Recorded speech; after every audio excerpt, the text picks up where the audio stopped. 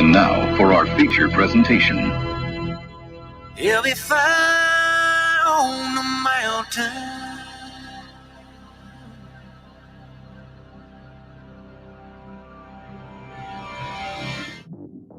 JB and Darren on the JB and Goldwater Show. Line drive right field, base hit. South Carolina wins the College World Series. Watson, touchdown. Hunter Renfrow. He got him, and it's all over. Coastal Carolina rules the roost. They win the championship. And South Carolina has won the national championship. The Citadel baseball team has done it again, but this time the Bulldogs beat one of the top teams in the country. They are giant killers. Get the ball to Bennett. He does.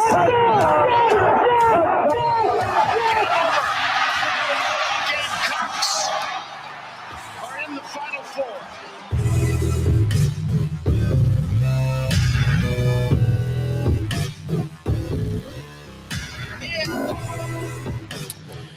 All right, greetings and a good Friday afternoon, and welcome aboard the JB and Goldwater Show, live, loud, and online, and driven by our friends and yours at Stokes Volkswagen. Find them at stokesvw.com. Find us on the JB and Goldwater app. You can download that, and it is free. If you've never watched or listened to our program before, download the app. It makes everything easy, and then you can always go back and check us out whenever you get a chance. If you happen to miss something, of course, you can head to jbandgoldwatershow.com.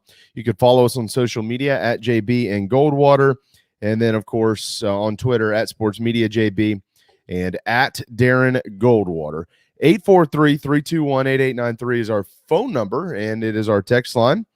And you can always get a hold of us there. You can always pop a note in YouTube, Facebook, Twitter, or something like that as well if you happen to be watching on any of those platforms like Craig did. No, Craig, it's not Friday. It's Friday.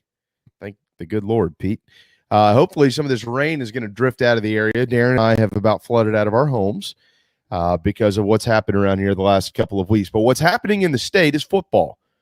Clemson and Carolina is back. We're going to talk to Jay Phillips at about 12:15. He's with 107.5 The Game in Columbia. They have been right in the thick of it over the last couple of weeks as Shane Beamer and the rest of the Gamecocks have met with the media in anticipation and preparation for today and the rest of the 2021 football season. The first, of course, of Shane Beamer.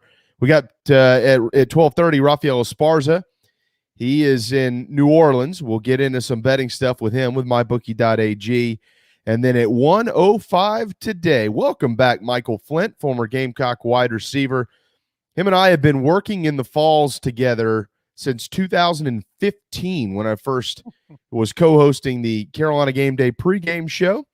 And Mike and I, of course, have known each other for 25 years, I think. He is basically our analyst, and we'll preview a couple of position groups for Gamecock football today. Got some news on the ACC and Clemson's COVID policy to pass along as well. We've got buy or sell today, LSU, Missouri, Virginia Tech, and Virginia. Darren and I will look at their over-unders and make our predictions as we have the last 3 weeks on our program. Steve Spurrier spoke to Paul Feinbaum yesterday. Darren's got those comments. We'll play those a little bit later in the show as well. So as it always is, pretty jam-packed around here. Good afternoon, Darren. I would like to thank the Athletic Nashville's Joe Rexroad. He has made my life and soon to be your lives a whole lot easier. Texclahoma is how it's now pronounced. The two schools that are expanding into the SEC, you can just take it in one breath. It's Texclahoma, and that is how we're going to refer to them moving forward. Saw that today in an article in The Athletic. Figured I'd pass it along because it's Good News Friday, and if you have to take one fewer breath, well, as long as you can take more after that, then that's good news. Yeah, then that's good news. That's right. Spurrier, I don't know. According to his comments, I don't think he would put them in the same breath. He would not. No, based on what they've accomplished over the last 15, 20 years. Steve made sure to point that out yesterday, so we'll get to all that here in just a little bit. But first, as we always do on Fridays, It is our 2-minute drill. Gamecocks, Tigers, they're practicing. Pads are popping. I see you, Tyler. I like that. We'll get an update from Columbia here in just a little bit. We'll also pass along any news we have out of the upstate, top 5 Clemson team. The Olympics, of course, are still rolling right along, and it's a big weekend for hoops. The United States leads the medal count 98-79 over China. By the way, they are 5 back in the gold medal category. They have 31. Chinese have 36. The Hall of Fame game was played last night. The Steelers did beat the Cowboys 16-3. This game means nothing ever, but it's about the Hall of Famers. The local note from this is Derek Moore, who is the director of player development and character and whatever else they put in that title at South Carolina. He is presenting the Hall of Fame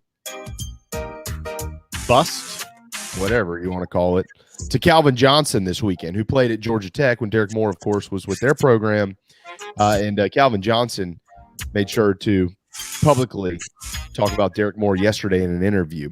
In that game, though, former Gamecock Rico Dowdle, 8 carries, 43 yards, and a pair of receptions as well. We'll see if he's on the regular season roster for Dallas. That's not the only thing going on this weekend, though. How about Major League Baseball? Anybody notice that the Braves are only a game and a half out of first place in the East? Hello. But the Phillies are a half game back. Yeah, that's the Nationals' fault. Yeah, that's true. Yeah. And look out in the American League East as well. Boston is slipped out of first place. They're a game and a half back, and there's the Yankees at 5.5. They're both chasing the Tampa Bay Rays, of course. So, Major League Baseball is cranking up here as we roll right into August, and that is your 2-minute drill. As it does pertain, Darren, directly to the Olympics, some notes to pass along. I don't know if any of you have seen this. If not, you need to go check it out. This was something. The United States' Gable Stevenson, wrestling in the 125-kilogram event, was down 3 points with 10 seconds to go. And he pulls some reverse spin move and gets his opponent, who's from the country of Georgia, onto the mat. He gains points for that, and then with 0.3 seconds left, he gets him again and wins gold for the United States. He went on to say, people will remember the name Gable Stevenson because of what happened. 10 seconds to go. It was really, I saw it just a little while ago, and that was something. He was fired up. So a gold medal there, Darren. Did you see that? I didn't see that, but I would imagine if he's sitting there saying people will remember the name Gable Stevenson, the first thought in my head, well, yeah, people remember the name Dan Gable as a wrestler. This kid, if I had to bet, I bet you he was either named after him or took on the name because he then pursued wrestling. Also in the Big Ten, Minnesota, Penn State has a gold medalist wrestler as well. Wow. All right. 98 total medals for the United States. They're about to crack 100. It could be today. Silver, though, for the U.S. women in the 4x100 meter track relay. The final round of women's golf comes up this afternoon at 5:30. The individuals, of course, Nelly Korda continues to lead it for the United States. Everybody remembers that conversation we had with Scott Glaze yesterday. She was skirting with 59 in the third round until a double bogey on 18 took her to 62. And then tomorrow morning at 6 o'clock, 6 a.m. tomorrow, early risers, if you're fans of baseball, it's the U.S. and Japan in the gold medal game in that sport. And then it's hoops tonight at 10:30. Hoops tonight at 10:30 for the men. They've got France. It would be the 4th straight gold medal for the United States men's basketball program.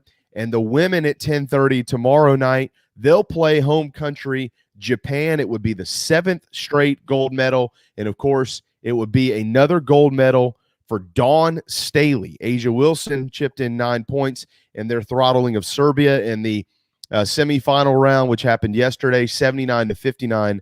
That final, she also had 3 rebounds, but seemingly playing their best basketball at the right time are the ladies. That is no shocker. And so maybe the men and women, even with some of the scuttlebutt before all this began, the Olympics Will these teams win gold? Will they not? They've had some issues. They've lost some exhibition games. Well, they're just pummeling right on through it now, and we'll see how it all plays out. But I'll tell you what, the Dawn Staley resume, regardless of whether she wins gold, if she gets silver, that's fine, but it just gets longer. I mean, Darren, she's working towards maybe being the greatest all-around female in the history of basketball. And for that matter, as far as being just a well-rounded individual in the sport, coach, player, all the accolades, maybe the greatest ever, period.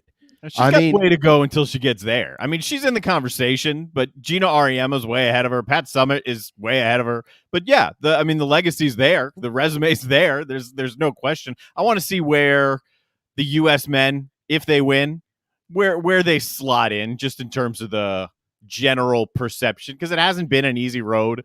It hasn't been pretty. It hasn't captivated anybody. Whether or not they win, my sense is it'll be kind of got to blow this thing up and do it over. Whether we do it with pros who really, really want to be there or college kids, who knows? That's my sense, regardless of whether the men win. But Dawn, absolutely. I mean, she's one of the best females in the sport of basketball. She's in the conversation. She's got a way to go to get on top, but she's in the conversation. Well, I mean, as far as being well-rounded or all-around, it's hard to argue that she might not be at the very top, because Gino Ariema didn't play women's basketball, number one. Number two, Pat Summitt did and has nowhere close to the accolades that Dawn Staley had as a player. Let's also remember, Dawn Staley won 3 gold medals as a player at the pro level. So when you combine what she's done as a player with what she's done as a coach, as far as the all around, you encompass it, player, coach, the whole 9 yards. Nobody has that resume. There is not a soul on earth that has that resume. Yeah, you put the player into it. I see where you're going there. Yeah. I mean, as an all around here, as a coach, certainly, yeah. You one national championship is a hell of an accomplishment. But it's nowhere near what Gino's done, or for that matter, what Pat Summitt has done either. But to list it real quick, as a coach, Dawn has won gold in the World Cup in 2018. She's won 2 golds in the FIBA 2019 and 2021. She won gold as a coach in the Pan Am Games in 2007. She won gold in 2015 in the U19 World Championships.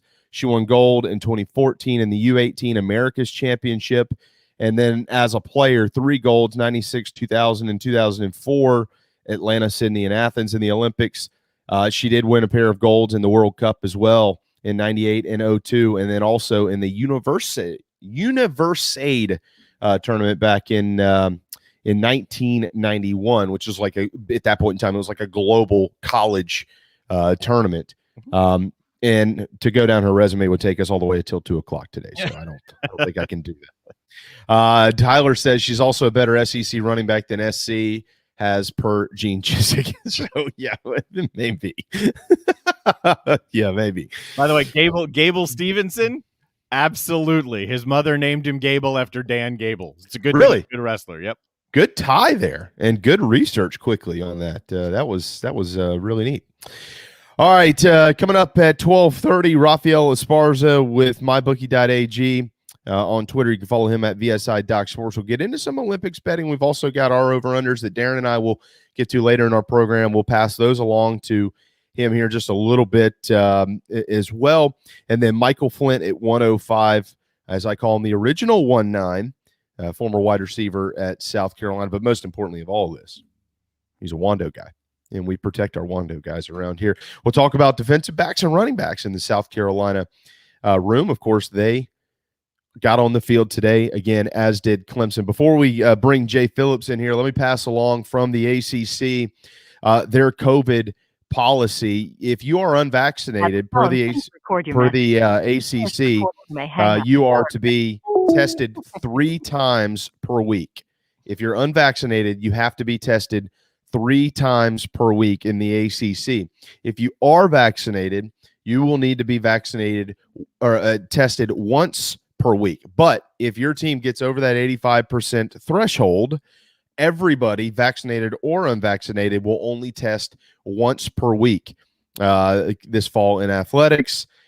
Clemson is really close to getting over that 85% threshold, but also to accommodate this information from Clemson University, they are requiring all students to be tested once per week anyways. So they will continue to be tested up there, and they'll know if there's any issues. But I wanted to pass that along. That is from the desk of Matt Connolly, now with the brand new On3 Sports. So I was wondering what his venture was when he split off and started doing that, because he's covered Clemson well for a long time. But then when On3 started to, it's very, very recent, really the last couple of weeks, started to make a bigger name for itself. That's when I first saw the tie of his Clemson site. Was it Clemson On Sports? Which would make sense because it's the On3 brand. It's another one of the 247 rivals. That's the realm that they're in. But I would trust Matt leading that Clemson coverage, no doubt. Yeah, he is. He's really, really good. We'll have to try to plug him in here at some point in time one day. All right, from Columbia, I'll pass this along from I'm not going to read all of it because it's up on the bigspur.com, and if you're a Big Spur member, you can go check it out. But I will say that we did get some injury news yesterday pertaining to Gamecock football, and some of those guys, it doesn't appear like anything is serious. Kevin Harris is one of those guys who's being held out to start camp. But on the defensive side of the football today, there was no Jordan Birch on the first team. Let's all keep in mind it's day one, and a lot of this will flip-flop itself pretty quickly as we kind of rush ourselves towards the season. But some of the inside stuff is already up at thebigspur.com. If you are a member, I would suggest going to check that out, and that includes who was basically, quote, in the starting lineup today. It looks like we're having some trouble getting Jay Phillips there at 12:17 on this Friday afternoon. All right, if you'd like to pass along anything, go ahead, and we'll pop it into our program. Jay Phillips will join us here in just a moment with 107.5 The Game up there in Columbia. Of course, they're pretty busy these days in covering Gamecock football as well, and hopefully the weather is going to be a little bit better up there than it is down here. Thanks, Meredith. That would be a fun golf outing. Darren, myself, Jay, and but we'd all get beat, and we know that if Meredith's in our group. She'd carry us. That'd be great. Or it could be Meredith against the three of us. Yeah, we'd still get beat. I mean, we get throttled. Yeah, I don't know. You put us together. No. You put us together, maybe. I mean, we might be able to go out there and shoot 2 or 3 under as the threesome. Yeah. Maybe.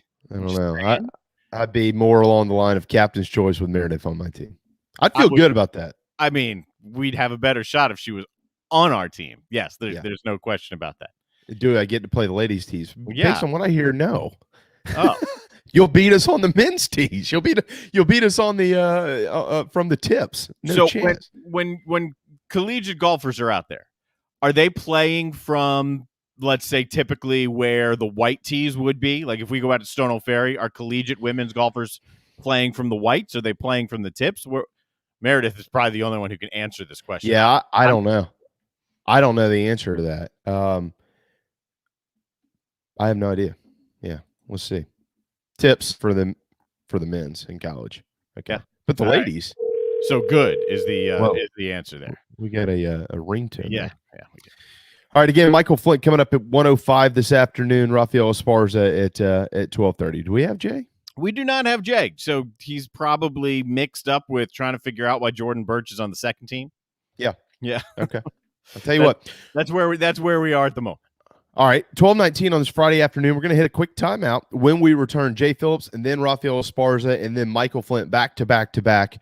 Hang tight right here on the JB and Goldwater Show, driven by Stokes Volkswagen. This is Mike Mazzell for Stokes Volkswagen on Ashley Phosphate Road with exciting news. It's springtime and we're playing ball. Most Most dealerships don't have any inventory, but at Stokes Volkswagen we do. So we're playing ball on every new Volkswagen in stock. Every new Volkswagen available with zero down. Qualified buyers can sign and drive with interest-free financing for 60 months. Remember, Stokes Volkswagen on Ashley Phosphate Road is the fastest, easiest way to sell your car and get the most money for your trade. Plus, we'll take any trade in any condition, paid off or not. Is your credit in a slump? Strike two. If you've got $500 down and you make at least $2,000 per month, our lenders can get you approved. So if you want to strike out, that's okay. But if you want to hit a home run and save on a new Volkswagen, come see us today at Stokes Volkswagen on Ashley Phosphate Road or StokesVW.com. $1,666 per month per $1,000 borrowed for 60 months at 0% APR with zero down. Plus tax tag. Includes $499.50 administration fee. Subject to VCI credit approval. Expires month end. Peace and love at Stokes VW. Wando Power Equipment, the trusted home of Hustler zero-turn residential and commercial mowers. There is nobody more trusted in South Carolina than our friends from Wando Power Equipment. They've been providing elite commercial and residential service for over 30 years. Landscape Services have turned to their selection of Hustler zero-turn mowers like the Raptor. Bigger, stronger, faster, and the most durable Raptor Hustler has ever designed. Located on Daniel Island and online at wandopower.com. Wando Power Equipment, owned by the Price family, the home of Hustler zero-turn mowers, rentals, service, and specializing in family and friendship. Shrimping season's back. That means local caught shrimp. That's right, local caught shrimp back on the menu at the Dog and Duck. All three locations, Bell Hall, Park West, and Clements Ferry Road, now featuring once again local caught hand-breaded shrimp, plus other daily specials like the Game Day Burger every Wednesday, Rib Night on Friday, rotating taps all the time, and all the TVs you can possibly imagine for whatever you want to watch. The Dog and Duck in Bell Hall, Park West, and on Clements Ferry Road. Okay, what's going on today, huh? Anything to talk about? All right, greetings and a good Monday afternoon. Greetings and a good Tuesday afternoon. Greetings and a good Wednesday afternoon, and welcome aboard. All right, greetings and a good Thursday afternoon. Greetings and a good Friday afternoon, and welcome aboard. I don't want to work either. 12:22 on this Friday afternoon. Welcome back to the JB and Goldwater show, driven by Stokes Volkswagen. Speaking of Stokes VW, maybe you can tailgate in style with all the room that's in the Volkswagen Atlas. They've got pre-owned models 2018 to 2021s out there at Stokes Volkswagen in North Charleston, stokesvw.com, one of the, if not the most popular SUV model in town. Make sure that you check out the website again, stokesvw.com, to figure out how you can tailgate in style this fall, whether it's downtown, Columbia, Clemson, Myrtle Beach, Conway, wherever it is. It's Stokes VW. They'll get you there and get you through football season with all the tailgate gear in tow. All right, again, Michael Flint at 1:05 this afternoon. Still having trouble with Jay, huh? Absolutely. Okay. I guess he either doesn't want to work like our bump, or he's working too hard. Oh, one of the two. Okay. We were just texting, and so I assume he's got his phone here. I'm trying him again right now. Okay. All right. We'll try that one more time with Jay Phillips. Raphael Esparza are going to come up in just a little bit. I tell you what, some of the over-unders we're going to get to today. LSU, boy, it is interesting at 8.5 wins this year. When you look at the Tigers coming back from what they did or didn't do, depending on how you view the 2020 season, especially with COVID as part of that. Miles Brennan broke his arm on a boat a few days ago, and that puts a kink into the quarterback room, certainly, for the Tigers. At the tone, please But they're a program that right now the over-under sits at 8.5, and we all know kind of what lies on their schedule out there playing in the SEC West. So, we'll just have to see, but you and I will make those predictions today. Missouri, also an interesting one at 7 over-under on their wins, and then Virginia Tech and Virginia on our agenda today. VT was 7 and Virginia with 6. So all interesting over-under win total cases when you think about it this year, with some of what – I mean, look, Virginia and Virginia Tech changed coaches, now 6 years ago, right? Bronco Mendenhall and Justin Fuente And you have to wonder whether they think they should be further along than they are. I know there's some Hokies fans that thought they'd be a lot further along than they are.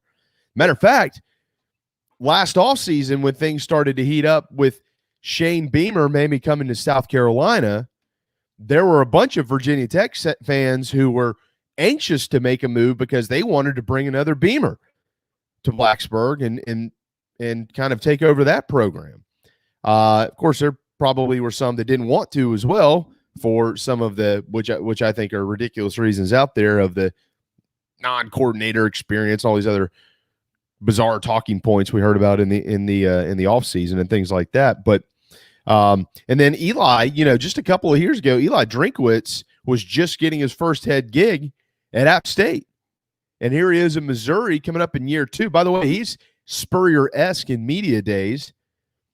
I don't want to say fired shots, but on Twitter a couple of times over the last couple of months, he has, I don't want to call it outspoken, but he's taken digs like at South Carolina. I think the Missouri football Twitter page posted a photo of what they call the Mayor's Cup because both the Gamecocks and Tigers, of course, play in Columbia.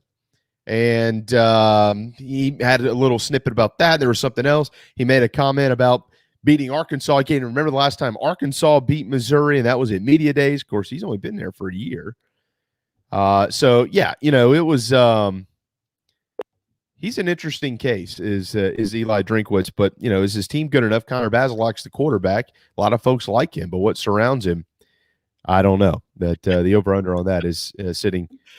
It's 7. A miracle. Look at the phone. Oh. There he is. Hey, Jay. I don't know what happened. I'm just sitting here. I'm in a little secondary studio here in the building. I got another phone call earlier, so I apologize. I'll blame somebody else. I just don't know who yet. Google.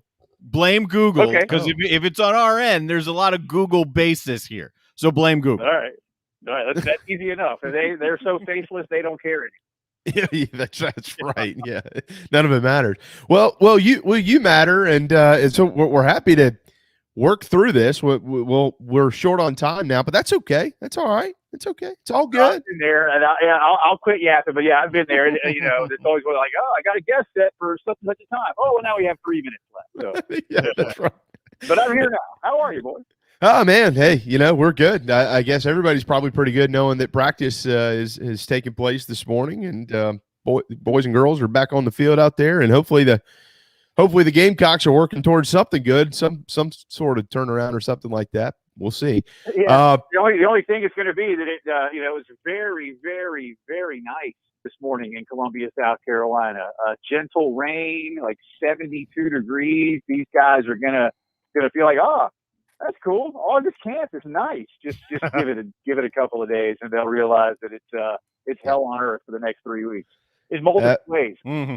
Well, you know exactly what that means. That means September the 4th, game 1, it's going to be about 97 with 150% humidity.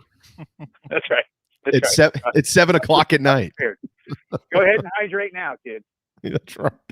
What has you intrigued, Jay? Camp opens today. What has you most intrigued? Yeah, I think, and I don't want to sound cliche, or maybe just kind of repetitive. I want to see the development of a couple of units that I think have bodies but underperformed, and they go hand in hand in a relative way. Offense, wide receivers; defense, defensive backs. I just feel, y'all, like there was enough recruiting done during the last coaching administration to produce more on the field, and it did not happen. And I don't know why. It's funny. We were out at a remote yesterday, and I had a fan come up, and we were talking off air about a couple of things and a lack of development. And his words, and I told him I was going to steal this. He said that last staff undeveloped a bunch of guys, not underdeveloped. They undeveloped. In other words, they came in with more promise than they left with, and that's not a across the board thing, but they have bodies at receiver.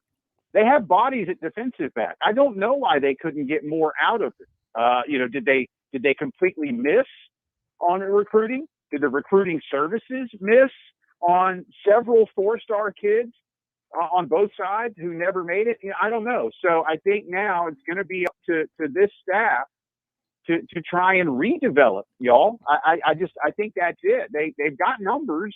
Can they get some production on both sides? And especially, I think it was a massive failure from Muschamp and T-Rob, guys I like, but y'all, they were the defensive backfield coaches too. Yeah. And other than a natural talent like J.C. Horn, did you ever really see a lot? I mean, Mukwano did well. There again, some natural talent. I just don't know how much development they ever really put into those guys. And the numbers bear it out. Carolina lost its last 5 games by 25 points per game. I mean, that's wretched. So they've got to get better at using the bodies they have. Do you think there's more, less, or equal emphasis on, you mentioned that undeveloped, actually that's a nice term, more, less, or equal emphasis on developing or redeveloping confidence and mentality versus the actual physical side of being a player? Because I feel like a lot of this, Jay, a lot of these guys, I feel like they just felt defeated.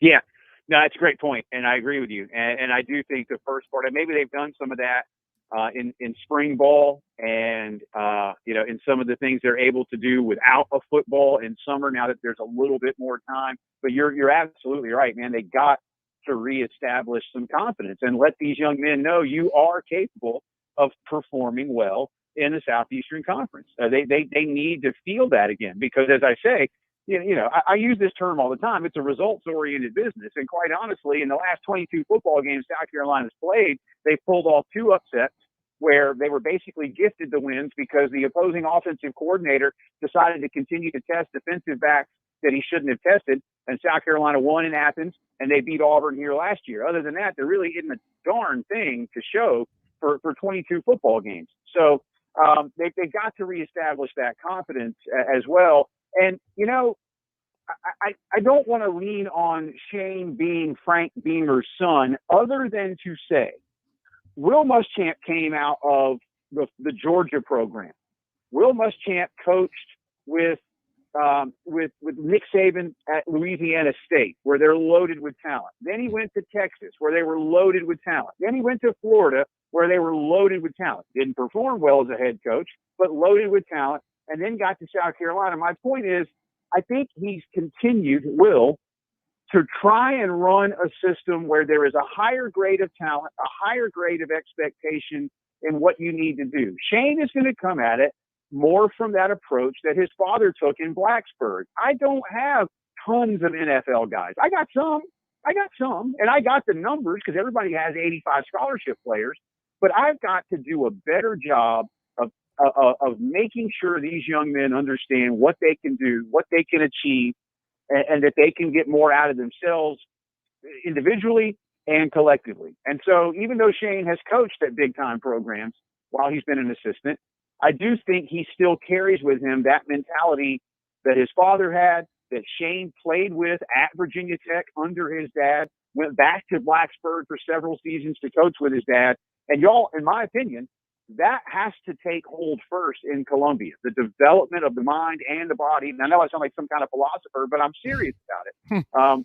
I think that has to happen. You can't just jump into the deep end with both feet. This is not a talent level like Georgia or LSU or Texas that Will Muschamp was accustomed to. And I'm not sure that Will ever really figured that out. But I think Shane almost instinctively and totally understands that. And that mindset alone, I think, can pay dividends for South Carolina in the more immediate future. 12:34 Friday afternoon. Jay Phillips, 107.5 The Game. There's a trickle-down effect to that, though, too, because if you look at the assistant coaches, not all of them, but many of them whom were under Will Muschamp, they followed a similar path. I mean, I'm not trying to call anybody out. I'm not trying to be personal. But guys like Lance Thompson and there was a different level of recruiting, as you've just kind of gone through with a lot of these dudes in their previous stops before they arrived at South Carolina. You remember that initial staff. Everybody was very excited about all these former national recruiters of the year and things of that nature.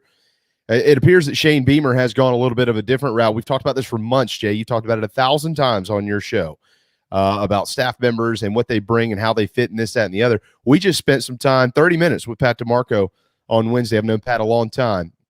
Pretty honest about things when he talks.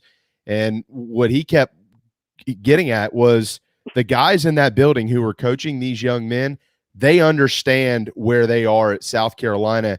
And more than ever, I think that matters right now.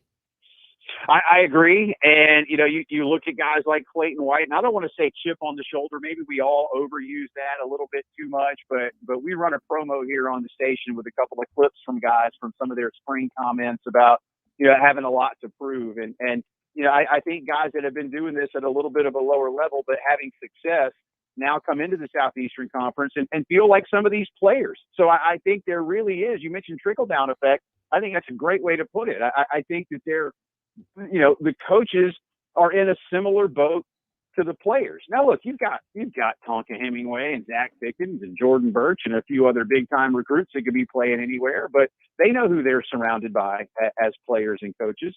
I keep using Marcus Satterfield. He and Matt Rule were very successful at Temple and Baylor. And Baylor may feel like a big-time program, but, Art Briles did his thing. We know how he did it. It ran back into the ground. And Matt was able, in a completely different environment, to pick it right back up, but with a different skill set, with a different kind of player. And I think a lot of them bring that. Pat DeMarco is an excellent example. This is a guy who nobody wanted out of high school. And he came here and he developed and he turned into a huge cog in the machine. And he went on to have a brilliant NFL career because he worked his tail off and he knew he had to. And he's bringing that into the Carolina locker room, onto the Carolina practice field. And so, he feels like a big star now, y'all. Like, this is, but he wasn't. Think about that. He wasn't. And so I love that that's who Shane wants. Proven guys. They've got a system. It works. But they've not always done it with a bunch of blue chip 5-star guys. They've gotten more out of them. So there's reason to be encouraged. It's going to take a while, but there's a reason to be encouraged because I think at a school like this, they're doing it the best way possible. And by the way, if I may, I'm with you a lot. It's hard to kind of go in with the last staff and feel like you're not relitigating it every single day. But that's the last staff you have to compare and contrast with. So I think it's fair. Yeah, absolutely. And I know we only have a few minutes left, but to actually compare a lot of this to the staff prior to that under Steve Spurrier, and I'm actually going to go back to Jay when he first arrived at South Carolina. One of his main jobs was, and there was some talent when he got here as well, following Coach Holtz. We all know that, but one of his main jobs was to squeeze as much as he could out of that fruit in the first couple of years. And what I mean by that is find some dudes who were capable, who were confident, who you could run with. And one of those dudes, I think the perfect case study for a guy like DeCarrion Joyner should be Kenny McKinley, because he was a high school quarterback and he was a really good one. And he turned out to be one of the best wide receivers we ever saw put on the uniform in Columbia, South Carolina. And there's other examples that we could go through as well. But they got to find a group of guys, Jay. We know who the talented dudes are. You already mentioned some of those names. We know what Kevin Harris has done.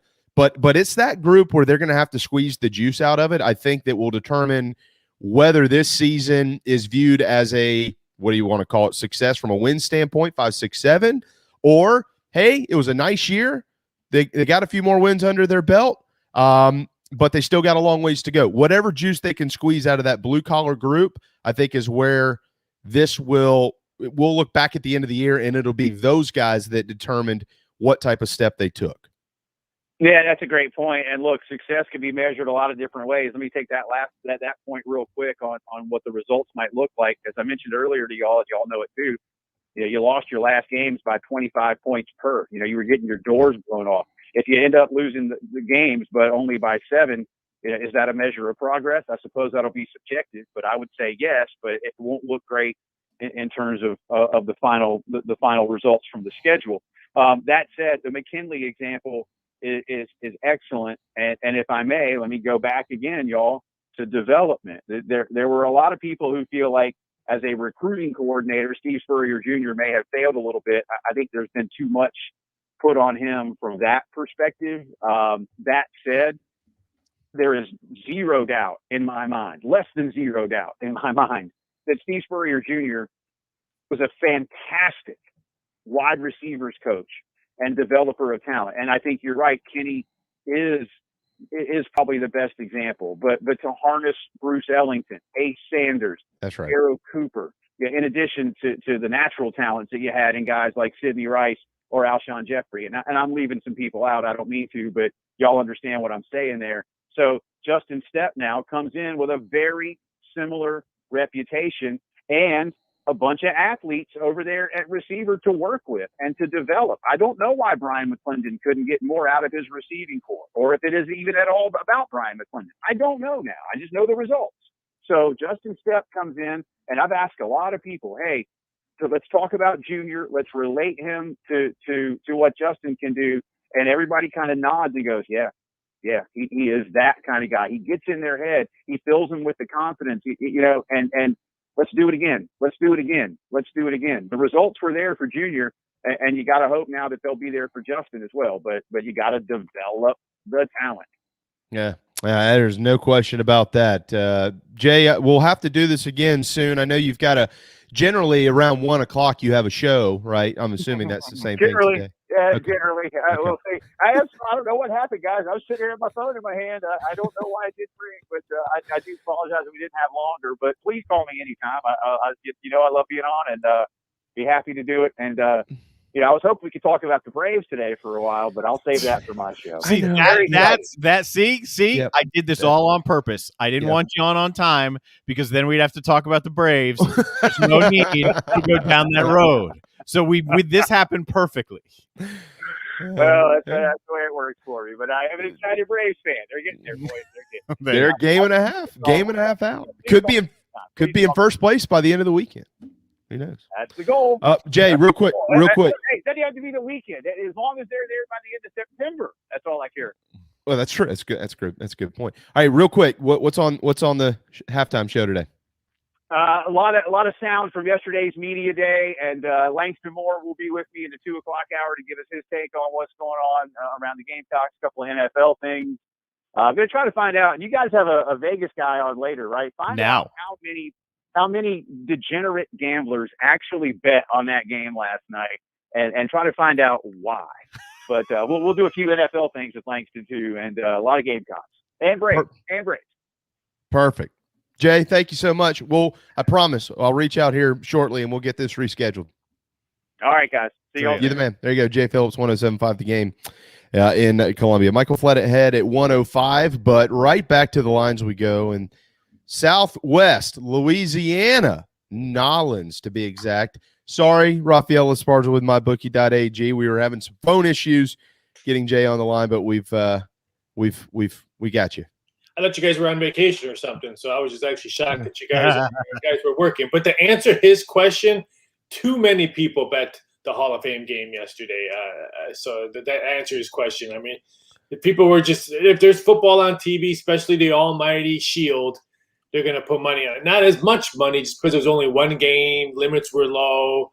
I think some of the wise guy bettors, they're still not ready for football. They'll bet preseason week 1, but they're not going to bet the Hall of Fame game. But there were 2 team parlays all over the place, but you know what else? CFL started yesterday that not that many people know about, so people were parlaying the CFL with horrible, horrendous Hall of Fame game. Has there ever been a good Hall of Fame game? I don't think I've ever watched one that was good. I don't even know why they televise. I would put in the bottom of my bracket the Pro Bowl and then the Hall of Fame game. Those are probably neck and neck, are probably the 2 worst football games. Pro Bowl's terrible. To be watched, to be bet on. Take your wife out for a nice dinner those 2 evenings. To watch, clear off your DVR, play with the kids, walk the dog. Do not watch the Pro Bowl and do not watch the Hall of Fame game. Do not bet either of those either. I flipped it on for 1 second just to see football on my TV. I watched one play. I don't know who took the snap or who he handed it off to or who tackled him, and I was done. I was like, all right, cool. Football. The CFL was on ESPN too. You could have watched that game for a half a second too if you want to watch football. But you know what? That wasn't the biggest breaking football news yesterday. I mean, the Hall of Fame game, that wasn't the biggest break. Tom Brady being at the Peyton Manning's wasn't the biggest breaking news in football. Lionel Messi is not going to be on a Barcelona jersey. That was the biggest football news yesterday. I'm sorry, Hall of Fame game. Yeah, that's pretty substantial news. So where's he going? What's he doing? I would be shocked if it's not either PSG or Manchester City. I mean, I would love to see him do any of the MLS teams, but it's either PSG or Man City. I mean, the rich always get richer when it comes to soccer. Okay.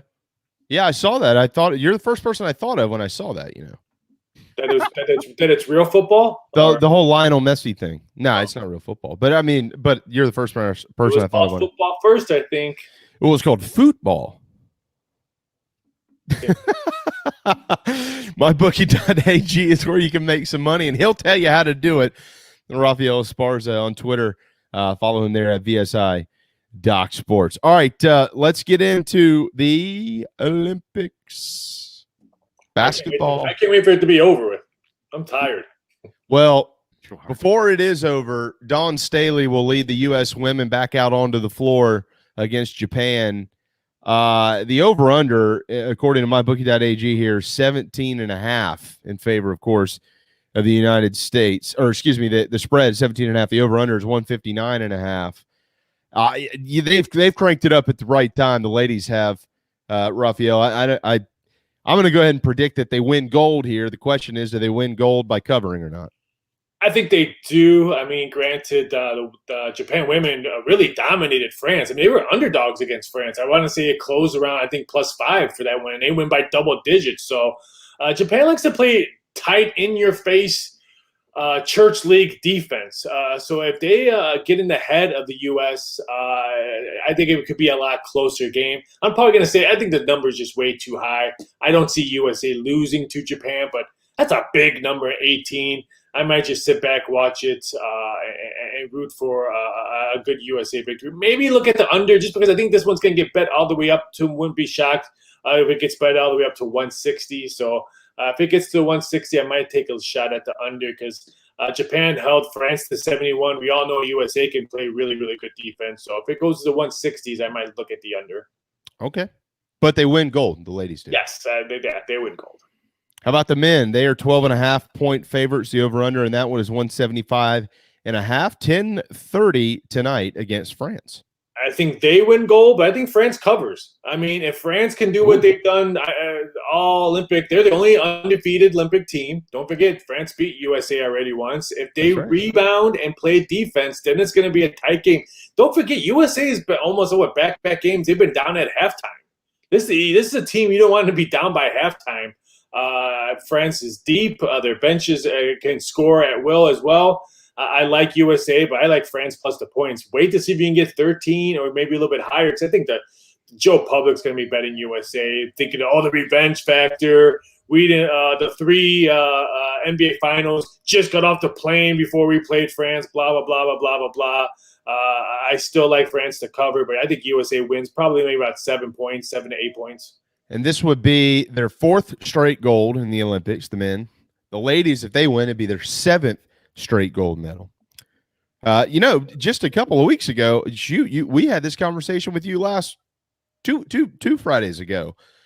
Do both win gold? And I think you said probably not. Mm-hmm. But I agree with you. I think a lot of people would have agreed at that point in time. There wasn't a lot of confidence in either one, but seemingly here they are. I didn't think the men will, but if the USA men beat France, which I think they do, I think all the gold medals just go on KD's neck. I mean, it's because of him and him only. And no disrespect to anybody else in that team, but he's taken over the second half easily. You could tell that the team was like, okay, KD, here's the ball, shoot when you're open and all. It's because of KD and KD only. Yeah.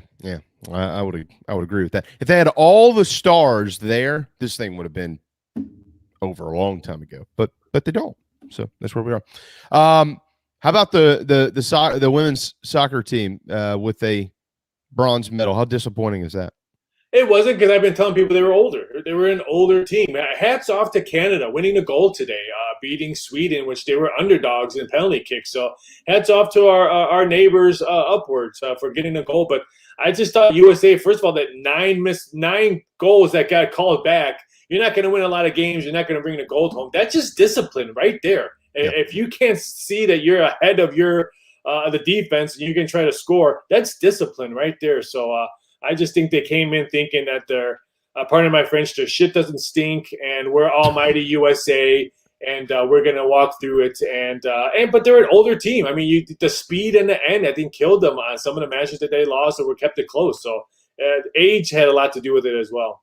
Is there an updated prop for gold medals expected? I mean, right now, obviously, the U.S. is trailing China. Is there an update on whether or not, I guess it's probably China who's favored to have more golds in the end, but is there any update on that? I haven't seen if we're going to do anything right now, but I have to double check on that one. Last time I checked, I thought U.S. overall had more goals. I think they had 98 overall. Yeah. And China had, I think, 80 or 81. But for gold medals, last time I checked, it was pretty close. I think China had 35, something like that, and I think USA only had 31 or something. It's close. Yeah. It's the gold medal. I think the U.S. is 5 back, 36-31. Okay, so add probably 2 more with basketball. Yeah, I mean, I think USA could still win it because, like I said, I think they still have some big matches. I think they're a heavy favorite to win a gold. And it doesn't count for your whole team, right? I mean, it stinks. The basketball, you win them both, and maybe you get 25 medals, but you only get 2. Yeah, well, they're 5 back. That's where they are. 36-31 in gold right now. They're, I think, 19 ahead in the overall count, 98-79 or something. I recapped it at the top of the show, but I forget what it is now. But I'm looking at it. But when we started the Olympics, the total over-under for Team USA, I believe, was 120, right? Yes. Are they going to get there? I think it got bet down. I know it got bet down right away quickly. When we posted, I have to check. That's something I'll have to do over the weekend and start grading some of those future Olympic prop bets. But I'm just glad, no offense, August 8th, I can go back to some final normal sleeping patterns. So, yeah, you're not sleeping at all with the Olympics on. Did you happen to see Gable Stevenson? Yes. What a wow! The final 10 seconds. If nobody ever wanted to watch wrestling, if you watch the 10 seconds of that, you'll want to watch it every time it's on. That was incredible. Yeah, that was very impressive. I mean, I'm like, there's no way he's going to win. I'm like, you know what? He's going to win in life. He'll probably sign with WWE, get a huge contract. So I'm like, but he's not going to win a gold. Then boom, in a blink of an eye. I'm like, holy cow, he just won. That was unbelievable. That last move he made was with 0.3 seconds on the clock to win gold. Also, congratulate to the girls that beach volleyball yesterday. That was a great win against Australia. I'm not going to lie. I was hoping they would lose the second set so I could watch 3 sets of beach volleyball, but I only had to watch 2. But hats off to ladies of winning the gold in beach volleyball. Now, what's her April? Now she has bronze, silver, and now gold medal. So congratulations to her. All right, in baseball, how about the U.S. and Japan? Japan, they are the spread -1.5 in favor of Japan. The over/under is at 8.5. This game will throw the first pitch at 6 a.m. tomorrow. Yeah, this one's going to be a really good barn burner. I mean, I think pitching is going to be the key for both. That's why I'm a little bit shocked that it was 8.5. I thought it was just going to be a solid 8. I can see a very, very low scoring, small ball type. We all know Japan loves to play small ball. So I can see USA doing that with them. Of course, I'm going to be rooting for USA, but I would not be shocked if Japan comes out on top. Would not be shocked if it's a 3-2 final, something really close. The first team that scores maybe holds the lead on. But pitching is going to be key. Everyone that can throw in both teams are going to be throwing. I would not be shocked if we see both USA and Japan throw 10 pitchers out there. Well, either way, the U.S. is going to win a medal in both in basketball and in baseball. So they're going to be at 101, and they're still. They might be knocking on the door of that 120. We'll see. They got a few more days to get it. I don't know. Anything else? What's been the most bet on Olympic sport or game or match or anything? I would say indoor and outdoor volleyball gets a lot of action. People don't understand about how big volleyball is in Brazil and in Russia. Like they have leagues there. A lot of the indoor leagues, they have their own leagues there. So it gets bet really big. Of course, track and field gets bet really, really big. Gymnastics gets bet really, really big. Swimming probably one of the big. I mean, I'm not going to say basketball because they do get bet big, but I'm just talking about other sports besides basketball and soccer. But those are the events that we really take good handle, especially track and field. Everyone knows, okay, when track and field start, it's on the last leg of the Olympics and the 100 meters and stuff like that. So everyone's really pumped up for track and field. And then, of course, the swimming relays, 100 meters, men's and women's. Those really get good action. The swimming was awesome. I mean, that's my favorite part of the Olympics is watching, especially the U.S. just – it's just awesome. All right, before we give you our 4 ACC, SEC over-unders, what else do you want to pass along? Weekend betting from the desk of Raphael Esparza. Where can somebody win some money this weekend? Is it darts? Is it movies? What is it? You can bet UFC 265 is Saturday. I know it's a pay-per-view. I know it's a weak card. But the last fight is 2 heavyweights, and you never know what Derek Lewis is going to say after a win or a loss in a fight. Mic work is hilarious after a fight. I mean, we all know that one time he won his fight, he took his shorts all the way off, and the octagon just left his underwear on, and they asked him why he did that, and he said his balls were too hot. So, I mean, he said that in the open air. So, it's a great heavyweight fight, Derek Lewis versus Kane. In Houston, in Lewis's backyard of Houston, Texas. So don't forget to watch that. How do you say that first name? Cyril? Or yeah, I always butcher that. He's probably one of the coming in with a hot streak in heavyweights. He's a minus 360 favorite against Derek Lewis. But Derek Lewis is fighting in his backyard of Houston, Texas. So anything could happen when you're fighting in your backyard. So I'm pumped up for that. And then, like I said, Olympics are getting ready to end. Both men and women's get the basketball, hopefully bring home the gold. So Olympics going down. I mean, I sent some prop bets yesterday with Dolphins prop bets with Tua and Giants and Cuomo prop bets for the New York Governors. So, you know me, I'm still pumping out some stuff that people scratch their head on and say, wow, I can't believe you did that. Can't believe you did that. All right.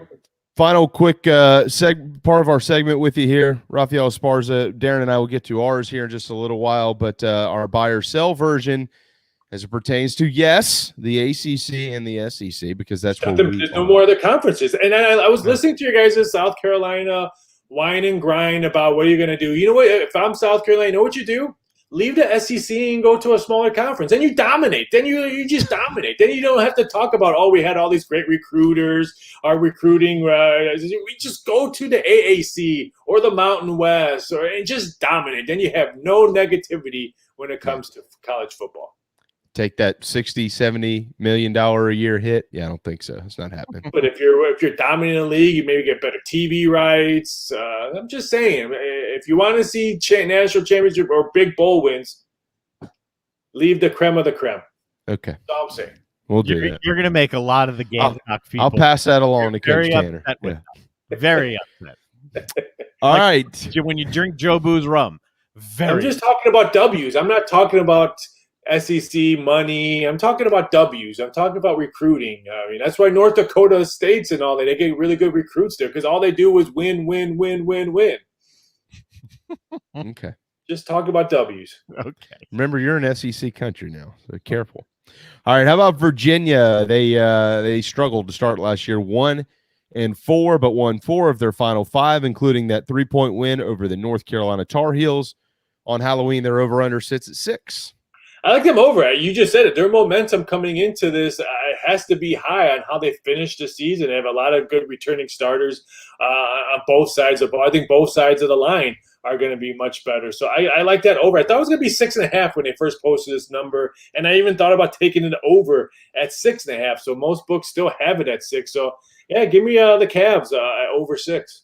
The flip side of that is their rival, Virginia Tech. Their over-under sits at 7, but they started the year 4-2 in 2020. Of course, let's all remember it was a COVID year. There's a lot of tricky things that happened, and they finished just 1-4. However, that win was over Virginia. But Justin Fuente, I'm not going to say he's on the hot seat, but folks in Blacksburg, yeah, they want to see some movement this year. Do they get over 7? No, they're not going to. As I used to watch this show with my grandma and grandpa when I would have to stay home from school because I had heart issues back in 4th grade still. Card Sharks, give me under. So no, they're. I think they probably end maybe 5 to 7 with 6 wins, and we're gonna see a lot of new faces. But at least you get to listen to Metallica when they come out the tunnel. I mean, that's a bright spot.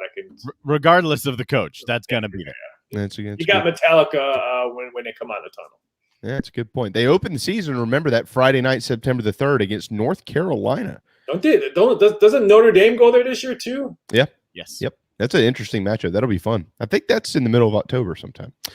All right, Missouri, Eli Drinkwitz, he's Spurrier-esque. He says what's on his mind. They had 5 wins last year in the first season under Eli, but they did finish with a couple of losses, and then the Music City Bowl was canceled. But this year, the over-under, according to mybookie.ag, is at 7. Everybody probably remembers what got Eli Drinkwitz in Missouri on the map last year, and that was that 45-41 victory over LSU. But the Tigers are on this year's schedule. Central Michigan and Southeast Missouri State are, though, 2 of their first 3 games, so there's a couple wins. Do they get 7 or more? Oh, that tough SEC schedule. Oof. They get over. Yeah, I like them over. I mean, I grab that 7, even though you have to pay a little juice at -135. But I would not be shocked in a couple of weeks that goes to 7.5. So I say hurry up and grab that 7. I think they win 8. And if you do hit 7, you get a push. But I do think they win 8 games. But I think they're going to be a lot different team, especially on offense this year. Last year they struggled, especially in the second half, to put 7 on the board. A lot of folks high on Connor Bazelak. He's the quarterback. The quarterback, or at least one of them at LSU, is Miles Brennan, and he's got a broken arm because he went fishing and he fell on a boat. The over-under is 8.5 for the Tigers. They'll open the season Saturday, September the 4th at UCLA at 8:30 on Fox. Does LSU get back on track? Well, if you talk, since I'm in their backyard, on track means another national championship. That ain't gonna happen. Give me the under. How do you break your arm fishing? That's the Australian guy on U.S. men's Olympic team that fell in the bathroom and broke his arm and couldn't play USA. How do you break your arm fishing? I'm not the biggest fishing expert, but I don't know how that happens. Give me the under 8.5. I'm just not 100% sold. I still think these allegations are going to be rumoring around Ed Orgeron all season long. I'm just not sold on LSU. Give me the even money on the under. MyBookie.ag is where you can have the fun that we have and much, much more. Under 8.5, says Raphael Esparza. Again, on Twitter at Go Tigers. On Twitter at VSI Sports. If you've never done this before, MyBookie.ag, of course, you can your first deposit up to $1,000 will give you a 50% sign-up bonus for that, and you can go out and try to win some money. And generally, he'll tell you how to do it around here on Friday afternoons. Have a wonderful weekend. Eat some beignets for us. I got to do a whole bunch of movie prop bets. Halloween Part 2 prop bets coming out. Some Star Wars prop bets. Halloween Part 2?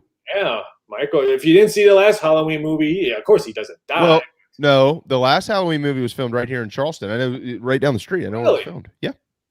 If you watch the trailer of the new Halloween movie, Michael Myers kills a whole bunch of firefighters. I'm going to put over under how many firefighters he kills in the first scene. That's one of the prop bets. I didn't know that there was a Halloween 2 coming out. This is great. Yeah. When is it coming out this year? Yeah, October. I'll be John Brown. Thanks for the good news. That's great. You're the man. Have a great weekend. Yes, have a great weekend. Got to hit a timeout when we return. Michael Flint, former wide receiver at South Carolina. He's our analyst. We'll look at the defensive back room and the running backs room for Gamecock football right here on the JB and Goldwater Show, driven by Stokes Volkswagen. At Patriots Point Naval and Maritime Museum, families walk in the footsteps of our nation's heroes, the brave ones who risk their lives to defend our way of life. Home to the aircraft carrier USS Yorktown, USS Laffey, and the USS Clamagore, there's more than 1 million square feet of exhibit space to roam. White Glove certified, we have several new health safety measures in place to enhance the visitor experience. Come for the day and leave feeling inspired. One of the most impressive museums in the country, located right here in Mount Pleasant. Visit patriotspoint.org for more. We'll see you soon. Bourbon and whiskey drinkers of Charleston. Paddock and Whiskey on James Island and the Terrace Shopping Center on Maybank is your home for the finest and rarest bourbon and whiskey drinks in the Low Country. This is where I hang out. Go meet my friends Reed and Chris and try one of their exclusive barrel pick bourbons. They have the largest private barrel collection in the state, and let their knowledgeable staff recommend your next pour. PaddockandWhiskey.com. Let not your heart be troubled. Paddock and Whiskey is here for your next double. We're all friends around here. Paddock and Whiskey, proud partners of the JB and Goldwater Show. This is Scott Glaze, head golf professional at the Links at Stono Ferry, located on the outskirts of Charleston, South Carolina. I'm inviting you to tee it up on one of the most scenic and challenging courses in the Low Country. Our back nine is highlighted with 3 holes that border the Intercoastal Waterway. Visit stonoferrygolf.com to book tee times and discover all that Stono Ferry has to offer. The Links at Stono Ferry is a former South Carolina Golf Course of the Year and is also home to the College of Charleston men's and women's golf teams. Come see us. We would love to have you. stonoferrygolf.com. Hi, I'm Chris Half, Public Information Officer at the Patriots Point Naval and Maritime Museum. We're home of the mighty USS Yorktown, USS Laffey, Flamagore, and Vietnam experience. And we're a proud partner of the JB and Goldwater Show. We invite you and your family to come see us and enjoy a day on Charleston Harbor. Visit patriotspoint.org for more information. And now, it is my honor to present the National Anthem.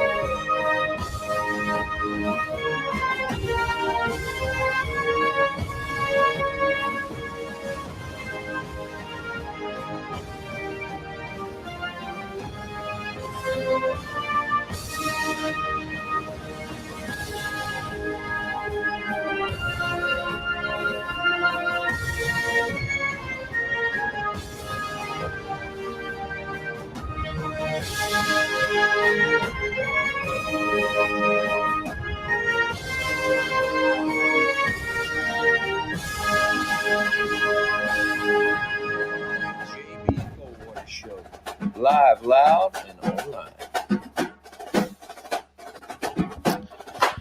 Final hour of the work week, Friday afternoon, August the 6th. That means football is back, and they are on the practice fields. And we have much more on that here in just a moment. The JB and Goldwater Show, driven by Stokes Volkswagen, JB and Darren, here till 2 o'clock. And then we'll send you off to the weekend. And then we'll be back on Monday to do all this over again. And we're going to talk more football. But I must say, I just watched the Halloween. It's called Halloween Kills. And I just watched the preview during the break. And I don't think I can watch it. Wait, it's scary? Like you can't handle it? Dude, it's scary. Like it is scary, dude. Like, and I'm not like, I don't, whatever. I mean, I'm not a big scary movie guy, but I'll watch them. I don't get wrapped up in them. I've watched pretty much all the Halloweens because it's like a tradition for me. It's that time of year. I don't know if I can watch this. It is scary. You got to see the preview. You'll see what I mean. It's creepiest thing I ever watched, and I won't watch any of the sequels, is Hostel, where I mean, some of those I cut it off.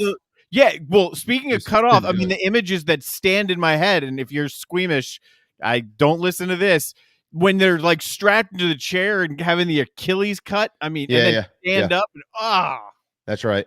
I agree. Because I equate it to sports. Like if I pop my Achilles, holy moly, I just nope. I did dress up for Halloween in college one time as Michael Flint. Yeah, I really did. I had a wig that I spray painted red. Had curly hair, and I went downtown and I wore his jersey, and somebody recognized me and said, "Dude, are you Michael Flint?" And I was. And speaking of Michael Flint, we've got him on the line. What's up, man? Hey, it was probably the best night you ever had, too. No, it wasn't the best night. You know the best night I ever had, but we can't talk about that. Matter of fact, I was thinking about some of that the other day. Hey, it's good to have you back, man. That when you're on the air, that means football season is in the air. Does that make you feel good? Yes, it does. I'm ready for it. I'm excited. I think what's been building around the program since the spring and into the summer, and just everything that's been happening, I think there's just a lot of excitement in the air about it, and ready to see what ready to see what we're going to do, especially with the new coaching staff, new coordinators, new offense, new defense, new style of play, everything. So I'm looking forward to it. It's going to be fun. It may not be fun all the time during the season with some bumps in the road and dealing with some challenges and adversity, but hey, it's football season. Mike, when you were at Carolina, when Coach Spurrier got hired, if you can kind of go back as a player, what I'm trying to do here is place you in the shoes of the guys who were under Will Muschamp and now are under Shane Beamer. What's a transition like that like when there's a coaching change in the middle of your playing career? I think it's tough. I think certain guys take it differently, and it really kind of starts with your position coach. When I was in school, I had a position coach just about every year, a new position coach every year.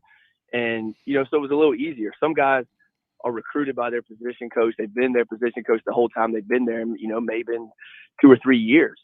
And you start to build that relationship, that bond, and then all of a sudden something changes. And it takes a little bit of time to kind of adapt to it and get used to it. But, a lot of times you realize you can build that same sort of rapport and relationship with the new coach that comes in. But, everybody handles it a little bit differently. I think you can see with some of the guys that transferred out, that kind of, as soon as everything happened and season was over, they, decided to hit the portal for, their own reasons.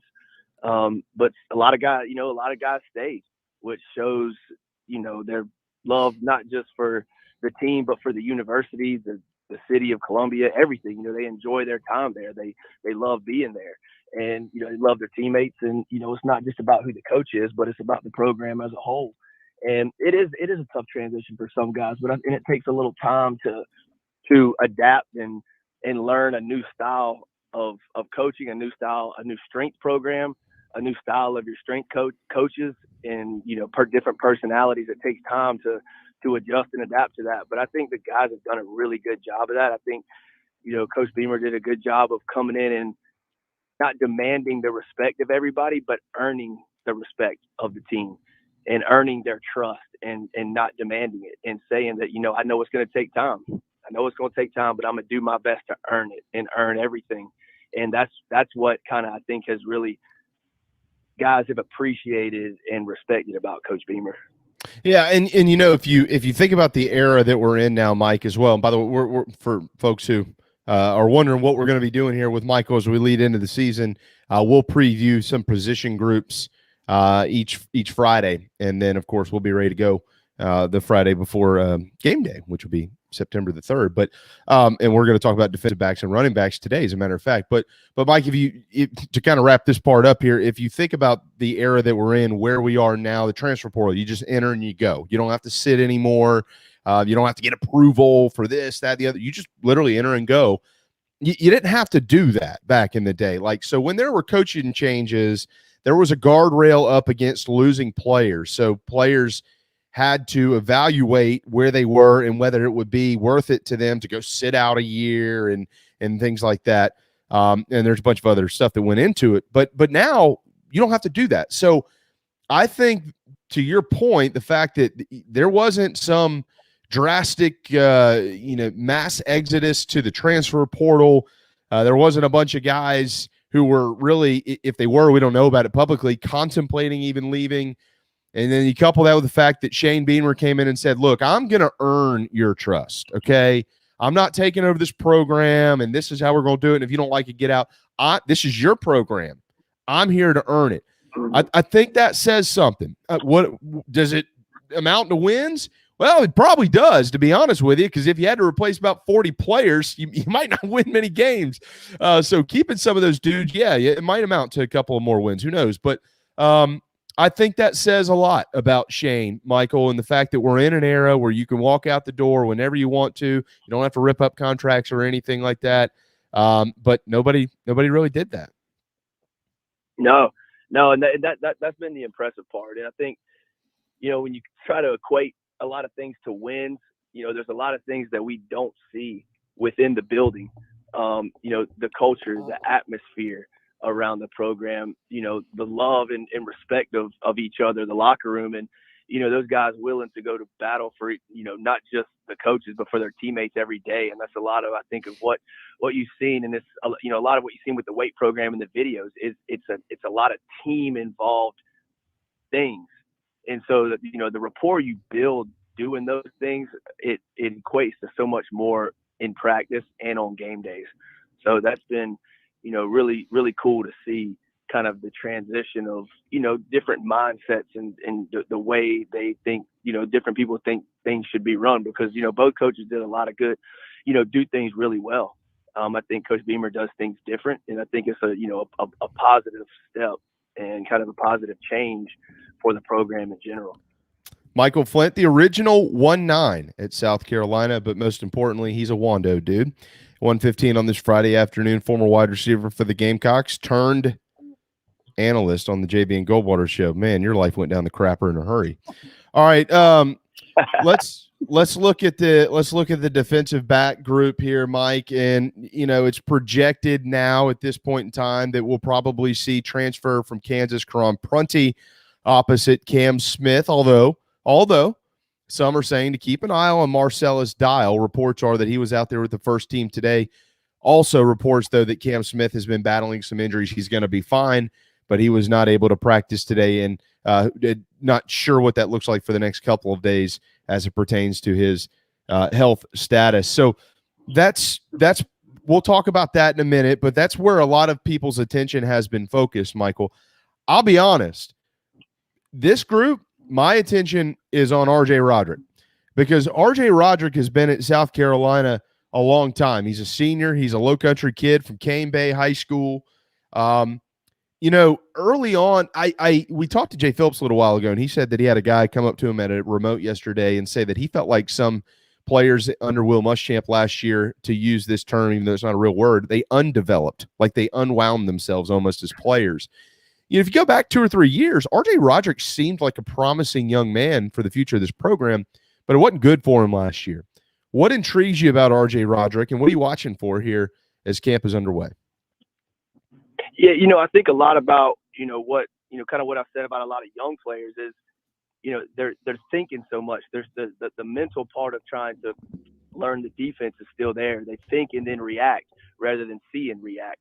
And so, I think a lot of what could have been a lot of the challenges and struggles we had, or this specifically RJ had, was the complexity of the scheme at the position he was playing, and having to think so much about different checks and different reads, and then you start putting guys in motion, and then your responsibility changes, and he's not real sure what to do, and then you're just kind of swimming, and you can't play fast that way, because you're steady thinking about what you're supposed to be doing. Then you get lost, and it's just you don't know what to do, and it's tough, and that could play into it. I'm not sure if it did, but that's just something that I've seen before, that mentally some guys struggle, and then you can't play fast, and you don't know what you're doing, and you get yourself out of position a lot. And so I think with the system that's coming in, I think it's a little simpler as far as the responsibility of what each guy is doing, the checks, what happens in certain set formations or motion or shifts and stuff like that.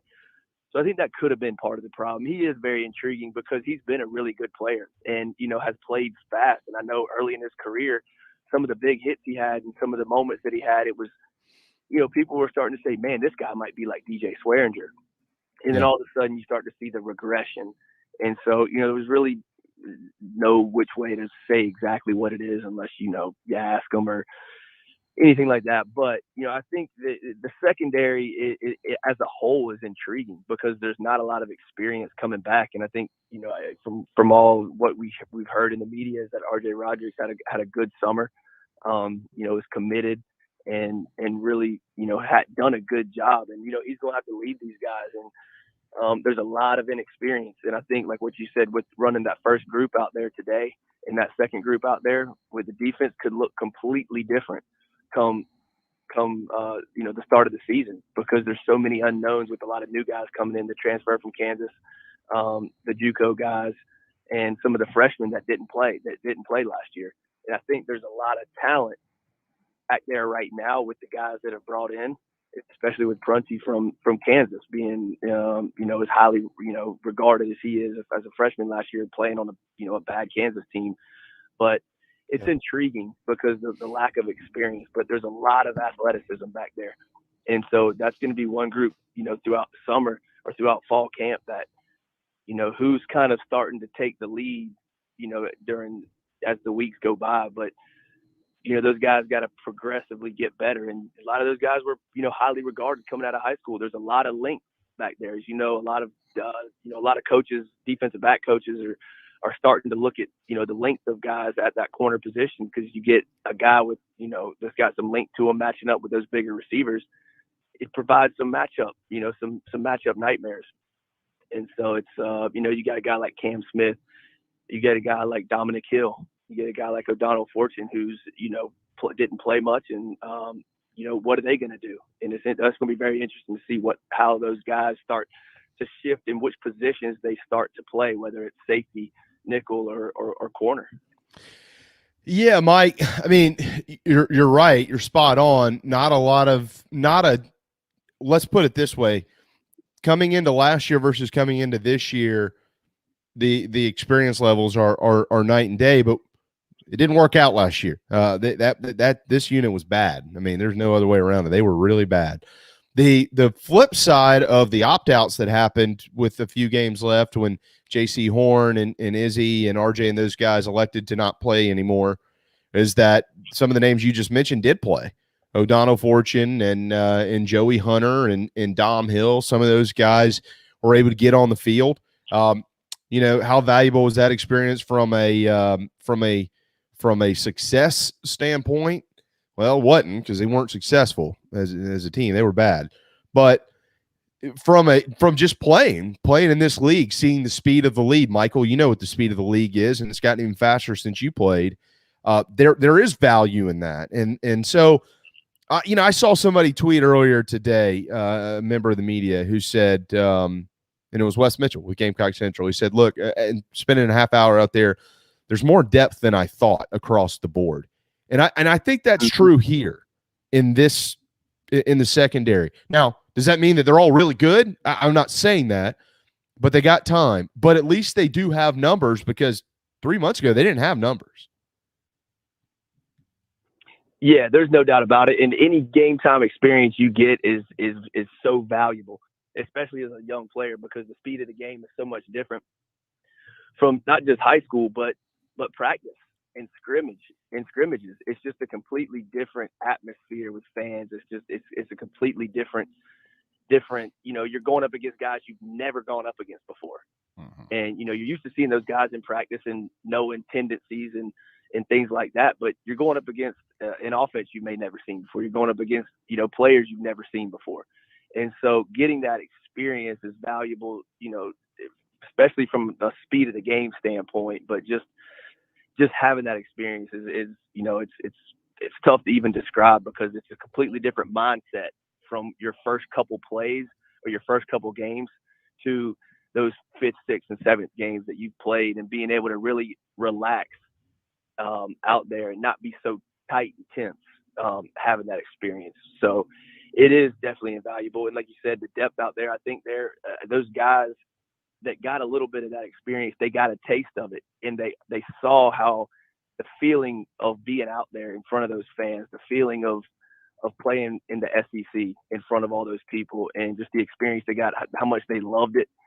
And it's made you work that much harder in the summer, because you don't want to lose that. You don't want to be back on the sideline. You want to be on that field, having that rush, being able to compete with, those teammates beside you, play in, play out, and, being in the rotation. So I think that's a lot of that played into the summer workouts and the competitiveness of those workouts and how hard those guys worked.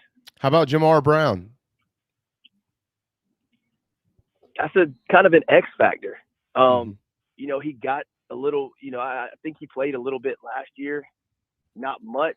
And so, he brought in as a linebacker, but fits more of the mold of a nickel or that what used to be called the spur in Ellis Johnson's defense.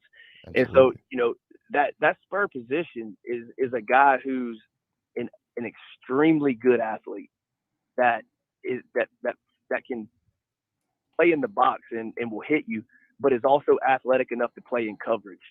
And I think he's a guy that kind of fits that role, didn't necessarily grow into a linebacker. Maybe that some may have thought, some may have envisioned about as a safety.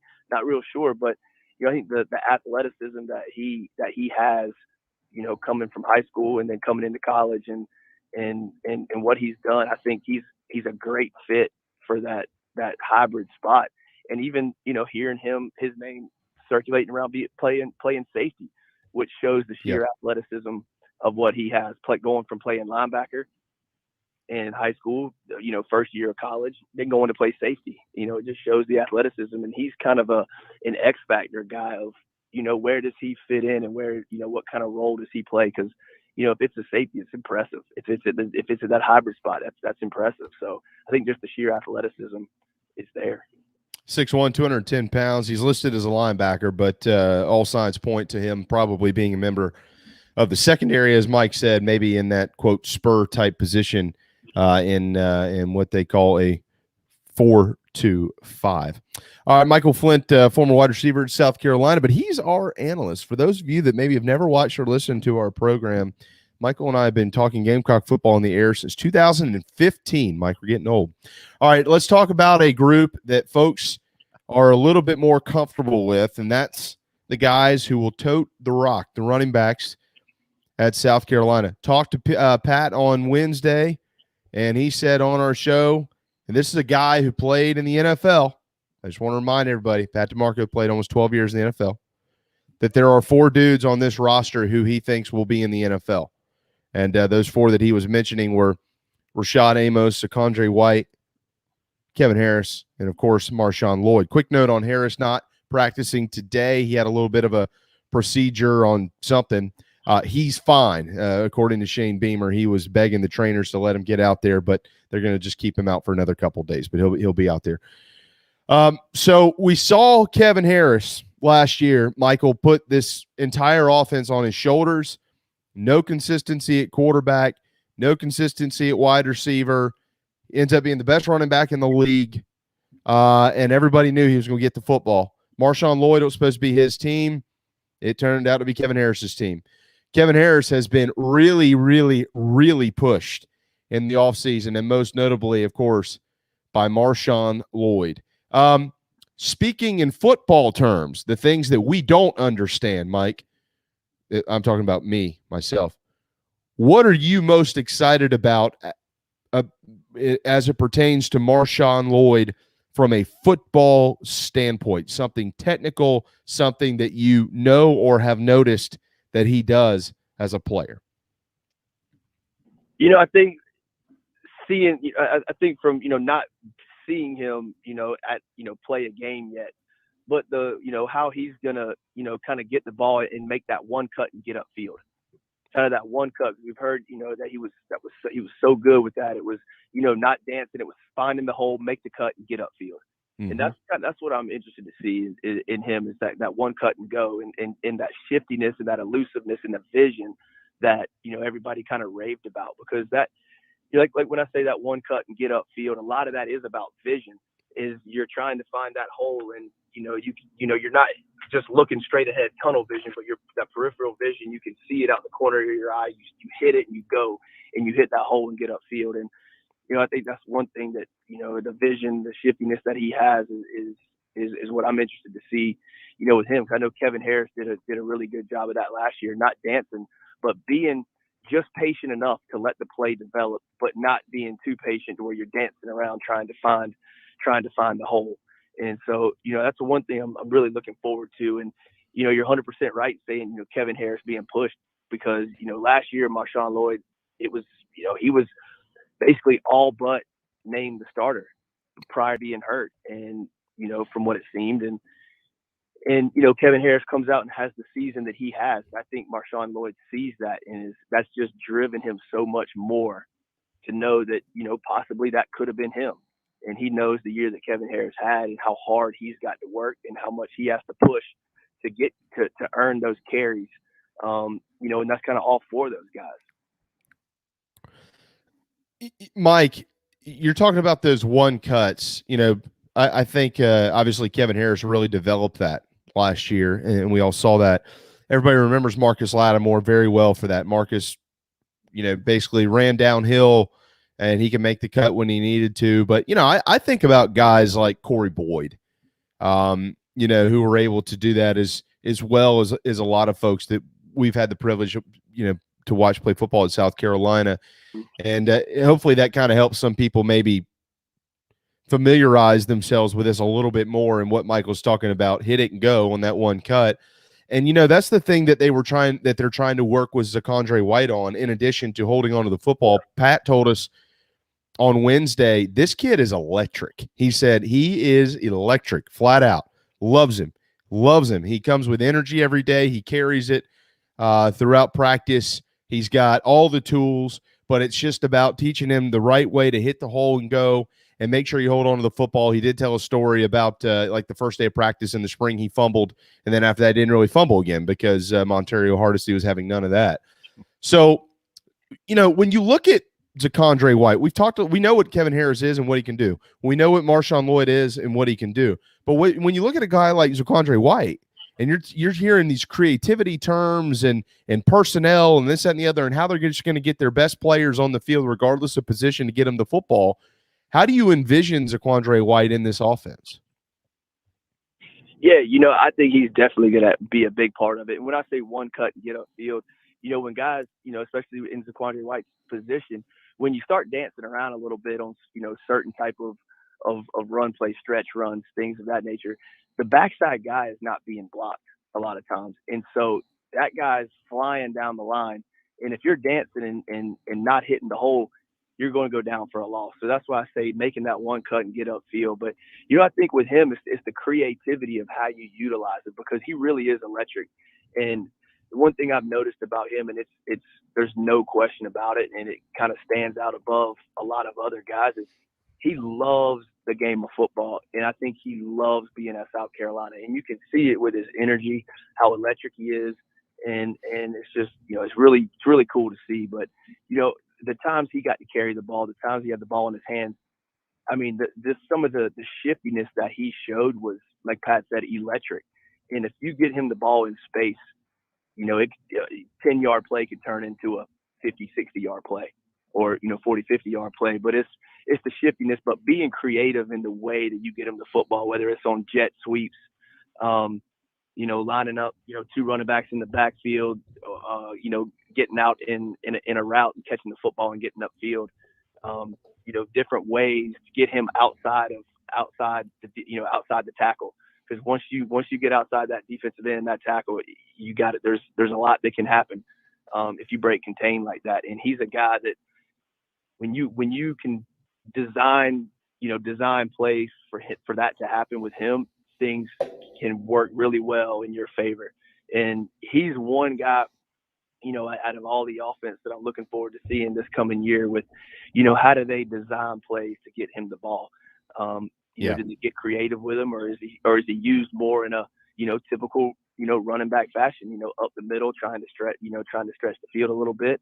But it's going to be interesting to see, because I think the coaches are really going to get very creative in finding ways to get him the football in space, not just typical, you know, running back position and typical running plays, but, you know, creative ways to get him into space, because he is. And the question I have off that, Mike, is, I mean, you got to score points. And, you know, for a guy that has had his struggles holding on to the ball, I mean, you got to hold on to the football. If you can't hold on to the football, you can't play. You know, if you're inside the, you know, 20, 25-yard line, now, how comfortable as a coaching staff are you? I mean, we don't see it in practice. I mean, he might have not fumbled in 6 months. I don't know, but if he is a guy that they're just still not totally comfortable with, you know, if you're inside the 20-25, regardless of how good of a player you are, how much are they going to target a guy like that or give him the football when there's a chance of coughing it up in the red zone? That's tough. That's tough, and I think we'll know kind of throughout the course of the first couple games, you know, what kind of summer he's had, depending on, you know, how he's utilized and how much he plays. But you're 100% right. I mean, it doesn't matter who the coach is or, you know, who it is. You know, if you don't hold on to the football and you can't protect the football, you're not going to play. It's as simple as that. You know, I don't think there's a coach out there who's going to continuously give guys chances when they can't protect the ball, especially in red zone type situations, because you can't afford to not score points inside the red zone, much less turn it over. So, I mean, we'll see a lot. I think, you know, I think that's something that he's really, really worked hard on, because he did have struggles last year. And obviously that first play, you know, in the spring, or that first day in the spring that he had that fumble, I think that was probably pretty eye-opening, not only for him, but for everybody. And, you know, I know he's probably focused on it, but, you know, that one fumble could be the best thing that happened to him, because it made him focus that much more on what, you know, a problem could be for him to not see the field much at all, or especially on offense, you know. And so I think that, you know, something he's got to focus on, and we'll see a lot probably throughout camp, to whether, you know, those challenges or struggles continue or not. I mentioned Corey Boyd earlier. Rashad Amos, certainly a guy that reminds me of him. Big kid, 6'2", about 215 pounds, and he got some valuable time at the end of last year. The rest that round out the running backs room for Carolina, we had this young man on our program, Darren, a few months back when he was afforded a walk-on. Yep. And that is Nathan Harris Waynick, of course, from Sumter, South Carolina. And then Juju McDowell as well, a freshman who they are really, really, really high on. A young little scat back speedster type dude, 5'9", 177 pounds. And a couple of walk-ons in addition to that. One of those walk-ons, by the way, is Bruce Staley. That would be the nephew of Deuce Staley, for those who know Gamecock football. And if you know Gamecock football, you know the original 1-9, Michael Flint, former wide receiver at Carolina. Hey, you know what? Can we have a moment real quick, though, Mike? You're going to have a moment now? Hey, live on the air, we're gonna have a moment. We are, and we need to. I saw that Hardy Sanders said hello just a little while ago as well. If Hardy's still listening, he'll probably pour one out for this as well. Not that I loved it, not that I was a frequent visitor unless Flint was in town, but it does suck that Pavlov's is closed. An original. It's a staple in Columbia, and 5 Points will never be the same. Dude, I mean, Pavlov's is closed.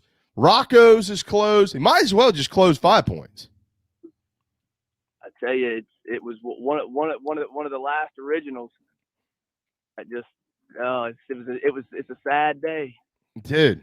I mean, there's photos popping up. I hope none of them pop up of me, but there's photos popping up all over the place. You can thank a certain Columbia senator for leading the charge on all this. Tremendous gentleman that guy is.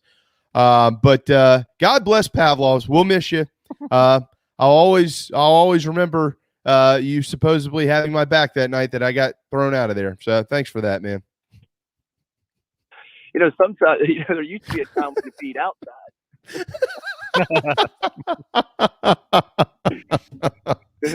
Dude, hey, you said, "Oh, you should." I got you, man.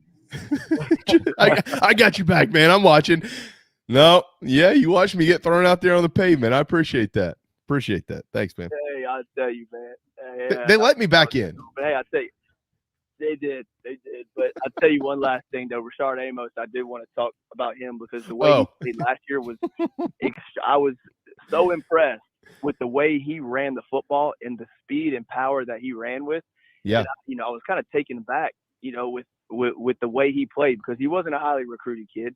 But then you heard about him as a true freshman, and then you see him get a little bit of playing time, and it was very eye-opening, very impressive, the way that he ran the football and the vision that he had and the power that he ran with. So that's another guy that, if you got to have that depth. Guys are going to get hurt. Guys are going to get banged up, and he's going to get his time this year, to really show and prove himself. So that's a guy that I would look forward to seeing as well. Yeah, another one who, as much as it sucked at the end of last year watching Carolina get their brains beat in every ball game, there were a bunch of young dudes that did get in there and play.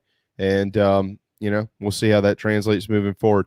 We know that moving forward, we'll have you on Fridays, right on through football season, Mike. Next week, we'll have another position preview on both sides of the ball. We look forward to that. As always, wish you and the kids the best. I'll give you a shout a little bit later on. But it's a good first day of Michael Flint back on the JB and Goldwater show. Thanks, man. Yeah, fellas, I've enjoyed it. Looking forward to it. We'll come up with a new segment name, like X's and O's with the original 1-9 or something like that. We'll come up with something. That sounds good, man. Whatever right. You think's the best. Yeah, I got it. See ya. See ya. There you go. 1:40 on a Friday afternoon. I was so pissed about that Pavlov's news. I didn't even like Pavlov's. I just went there with friends, but it was a place that had been there for years, literally, like it felt like 500 years. If you've ever gone to Carolina, you went to Pavlov. I mean, everybody's been, but it's not there anymore. Some people that want to live next to 5 Points don't like living next to 5 Points. Everybody around them should close. It's hard when your college bars close. There's some up at Penn State that aren't around. Some of them have been remodeled. I haven't been back though to see them. Yeah, a lot of memories in those college bars. Like, a lot of them. Yeah. The fact that I'm sitting here today talking into a microphone is a miracle in itself. Mm-hmm. Okay, let's hit a break. When we return, did you hear what Steve Spurrier said about Texas and Oklahoma yesterday, as a matter of fact? Darren has that audio, and we'll wrap up with buy or sell over-unders. LSU, Missouri, Virginia Tech, and Virginia, right here on the JB and Goldwater show, driven by Stokes Volkswagen.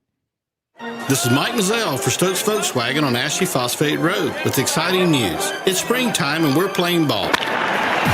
Most dealerships don't have any inventory, but at Stokes Volkswagen we do. So we're playing ball on every new Volkswagen in stock. Every new Volkswagen available with zero down. Qualified buyers can sign and drive with interest-free financing for 60 months. Remember, Stokes Volkswagen on Ashley Phosphate Road is the fastest, easiest way to sell your car and get the most money for your trade. Plus, we'll take any trade in any condition, paid off or not.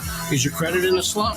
Strike two. If you've got $500 down and you make at least $2,000 per month, our lenders can get you approved. So if you want to strike out, that's okay. But if you want to hit a home run and save on a new Volkswagen, it's Stokes Volkswagen on Ashley Phosphate Road or StokesVW.com. $1,666 per month per $1,000 borrowed for 60 months at 0% APR with zero down. Plus tax tag. Includes $499.50 administration fee. Subject to VCI credit approval. Expires month end. Peace and love at Stokes Speed Dub.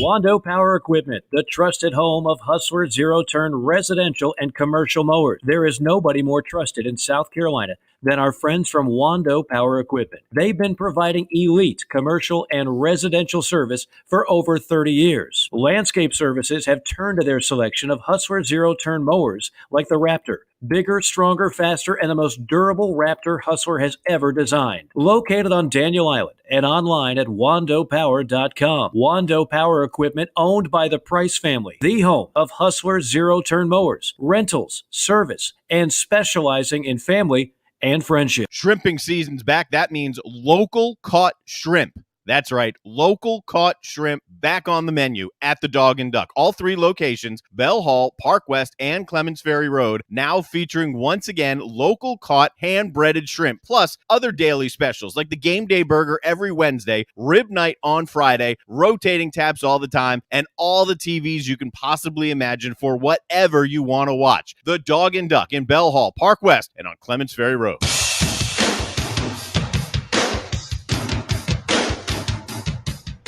You are listening to the JB and Goldwater Show, live, loud, and online. 1:43, final 17 minutes of the work week for Darren and I, and then we're off to the weekend. Hopefully it's a rain-free weekend because it's rained every day since 1936. It feels like it, doesn't it? I got swamps in my front yard and my backyard. Dude, it is ridiculous. And we're actually hosting a party. A friend of ours graduated from med school today. Oh. We're hosting a party tomorrow at our home in the backyard. And I was out there yesterday in the pouring rain trying to cut the grass and then trying to rake all the junk out of it because, I'll never host another party ever. It's not their fault. I mean, who knew that the front was just gonna ease off and then it was gonna come right back on. Yeah, I hope the inside of the house survives people being outside of the house and coming into the house. That's my point. That's been my point about this the whole week. I'm like, dude, we have tents everywhere. It's fine, but we got to make this to where it's as dry as it can be. Because if not, guess what's coming in? All of it. Unbelievable. Steve Spurrier is not coming back to college football, at least to coach, but he should be. Darren, I insist, he should be on some type of weekly pregame show. I don't know, maybe College Game Day. I mean, like, if you could seriously think about this, not that they should or shouldn't or whatever. Everybody has their own thoughts on this. Some people think it's time for Lee Corso to hang it up. I'm not one of those guys. I think he's earned the right to be there every week if he wants to be. I think he's entertaining. But anyways. But if there's anybody out there who could ever replace, which you can't replace, but at least sit in that seat of Lee Corso, it's Spurrier.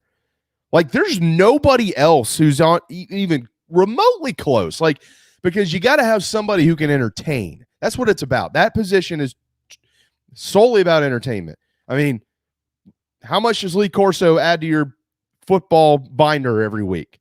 Not a lot anymore, right? Like, it is literally about, can you entertain in that spot? And then Pollock and Herbie and all those other guys, they're going to give you the nuts and bolts of what's going on out there. You got to entertain there. Who the hell else could entertain better than Steve Spurrier? Nobody. I bet you networks have come after him hard. I can only imagine. I can't believe that it hasn't been approached on a number of occasions. He must just not want to do it. I guess. Yeah, I guess. I mean, and I can only imagine what type of money they've thrown at him. Because you think about it, dude, like that everybody's going to want to be a partner, a marketing partner of that program. Everybody's going to watch it. You could hate Spurrier, but you're going to watch it. It's good money. I mean, I don't know if you're getting Corso money, but anyone who's on set for one of these pregame shows, be it Fox, be it CBS, be it ESPN, with a name like that and a resume like that, it's big money. He must not want to do it because there's every reason in the world to do it. I don't think he does. I don't think he wants to do it. I think that he loves being in control.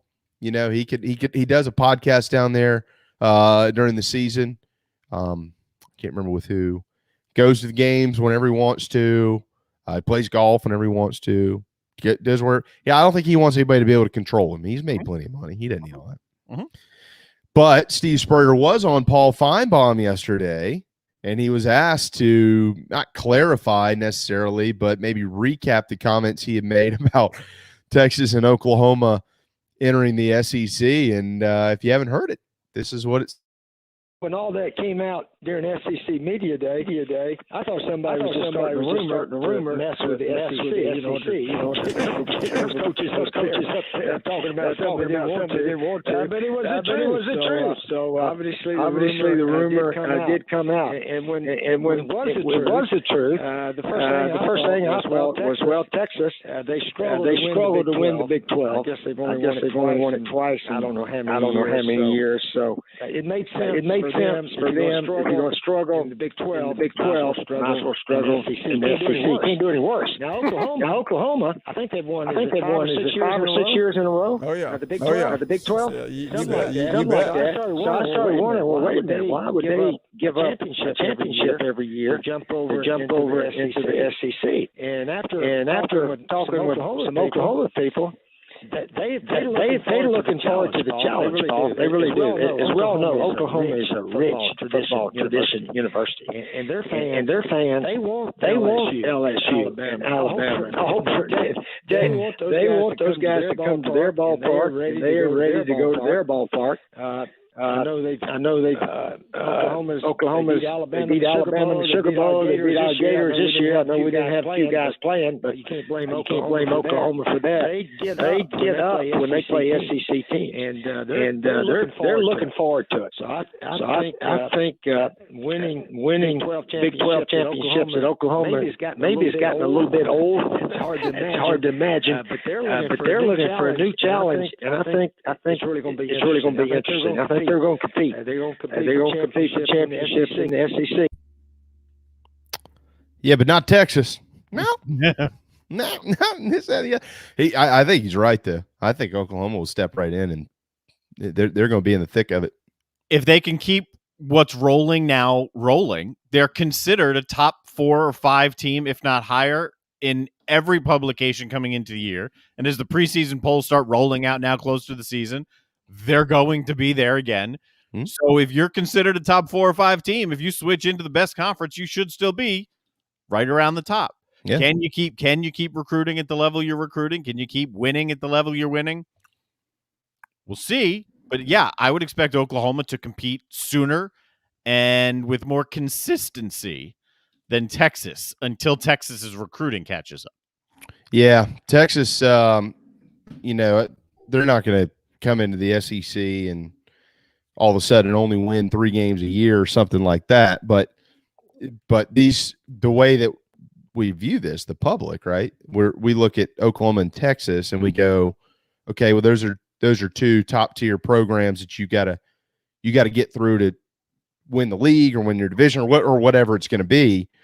And that's just based on tradition. That's based on name. I mean, and you know what? Texas ended up having a fairly nice year last year. Let's all be honest. They ended up winning 7 games. And they were in most, if not all, right? I mean, it was not their offense. It was their defense. They were scoring. They had the ability and the talent to win those games. It was just not on the other side of the ball. Yeah, that's right. And so, but now you come into this league and they're the team, I think, that will probably take a step back before they take a step forward. I think it's good for them that they've got Sark year 1 here. That's right. Yeah. And there are plenty of distractions with them going through the Big 12 season on their swan song, however many years that swan song is going to be.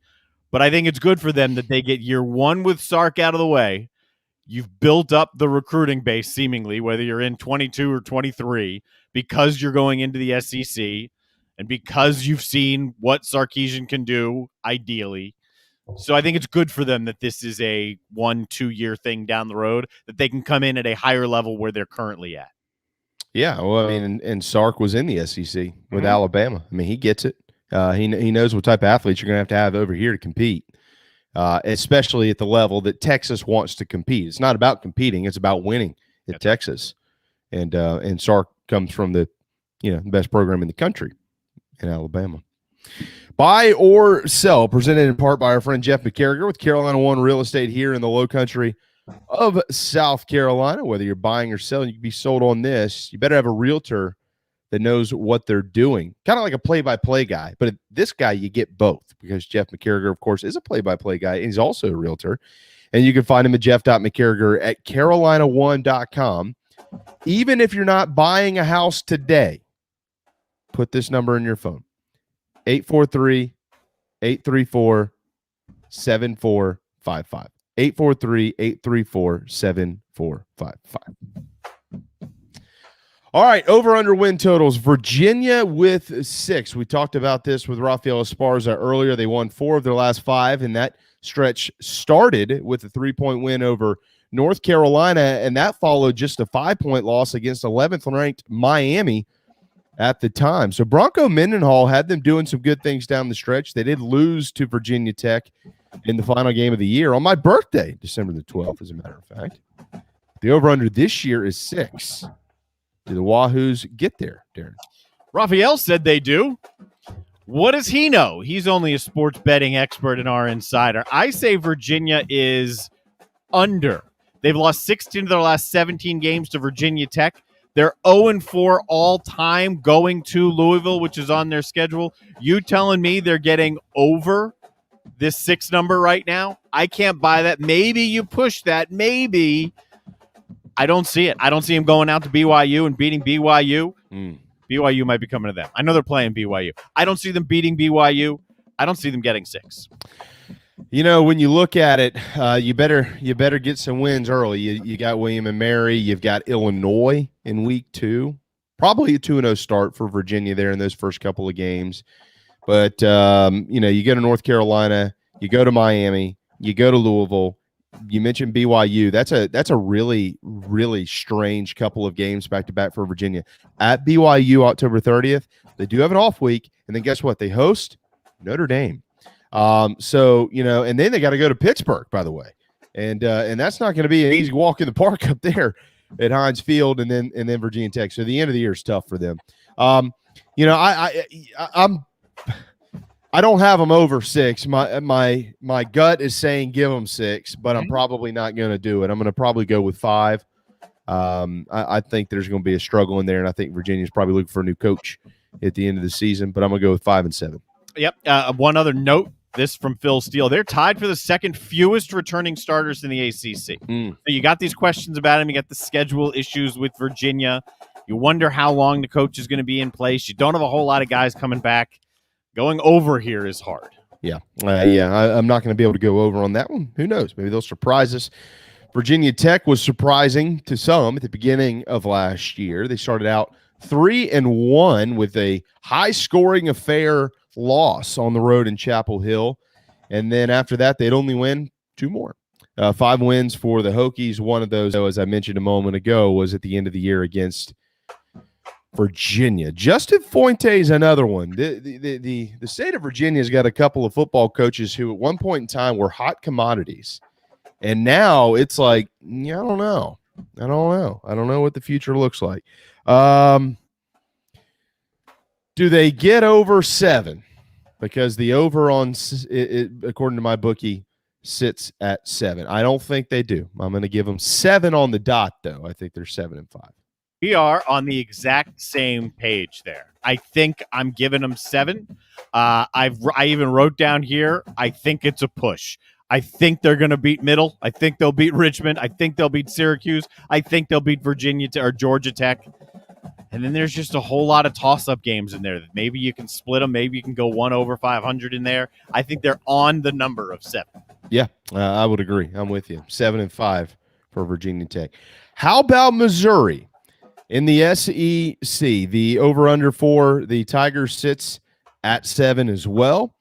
Missouri last year did win 5 games under Eli Drinkwitz. One of those was against South Carolina in a pretty crappy game in Columbia, but they won it. Their wins, LSU, Kentucky, South Carolina, Vanderbilt, and Arkansas. Their losses weren't close. Alabama, Tennessee blew them out, which in hindsight was a pretty bad loss. Florida blew them out. Georgia blew them out. Mississippi State blew them out. So it was all or nothing for Mizzou in year 1 of Eli Drinkwitz. Question is, do they win 7 this year, Darren? Do they? Yeah, they do. I think they go over. I think they open at 4-0. You're going to beat Central Michigan. You're going to go and win at Kentucky. Here's where the momentum starts. You're going to beat Southeast Missouri State, right? You're going to go to BC. You're going to win. That's 4-0. You got all that momentum. Then can you top it off with a win against Tennessee? If you do, you got North Texas on the back end. It's conceivable, very much so in my head, that Missouri is 6-0 to begin the year. They are over 7 wins. Oh, I don't have them over. I have them at 7, though. I do have Missouri at 7 wins. Connor Bazelak's a good quarterback. They got some areas to improve there. We'll see what the lines of scrimmage look like for Mizzou. But I'll tell you this, much like South Carolina, their rain gauge is in week 2. Gamecocks is in week 4. And these 4 teams, they're all kind of gauging each other, Missouri, South Carolina, Kentucky, and Tennessee. But week 2, as you mentioned, is on the road in Lexington. And then a couple of weeks after that on the road in Boston College. If you win both of those, you're talking about probably a pretty good year in Como. If you lose both, it might be a little bit of a rough ride. If you split, it's probably about what people expect, maybe somewhere around 7 wins. So we'll keep our eyes, but I've got them certainly at 7. And then finally, LSU at 8.5, the over-under for the Tigers. Of course, Miles Brennan has a broken arm. How do you break your arm when you're fishing? It's easy because my best friend shattered his arm while he was offshore. We do fall. Yeah, he slipped and tripped on a beanbag while he was on the. You sit in beanbags when you go offshore sometimes, and yeah, so it happens. Do they go over 8.5? Do they, Darren? They do. They get to 9, right? I think it's a scary opener on the road at UCLA. I was actually just watching Josh Lewin, the voice of UCLA, on the Broadcaster Hour podcast hosted by our buddy Roger Hoover yesterday. I think that's a good barometer game to see what LSU is going to look like this year. I got them more in the 9-3 range. I got them over 8.5. Well, I got them at 8-4. I've got them under 8.5. I've got them at 8-4. I think A&M and Bama are losses, and then I think they've got a couple in there that we're looking at right now, and we have no idea where they are. But there's issues at LSU, and they're going to have to prove 9 or more to me. I think LSU goes 8-4 and probably sits around 3rd or 4th in the SEC West. We are out of time. The end of the work week has arrived. Perry Orth will start back on Monday with us. Looking forward to getting his thoughts from the first weekend of fall practice. It is National Root Beer Float Day. It is National Fresh Breath Day. It is International Beer Day. And all this water, why not? It's National Water Balloon Day. You could make a lot of water balloons if you just held them open outside. Exactly. Open a trash bag. You could really ruin someone's day. Thanks to Michael Flint, Raphael Esparza, Jay Phillips, and Darren Goldwater, and all of you. We hope you have a wonderful weekend, and the JB and Goldwater Show returns at noon on Monday, driven by Stokes Volkswagen, and we'll see you then.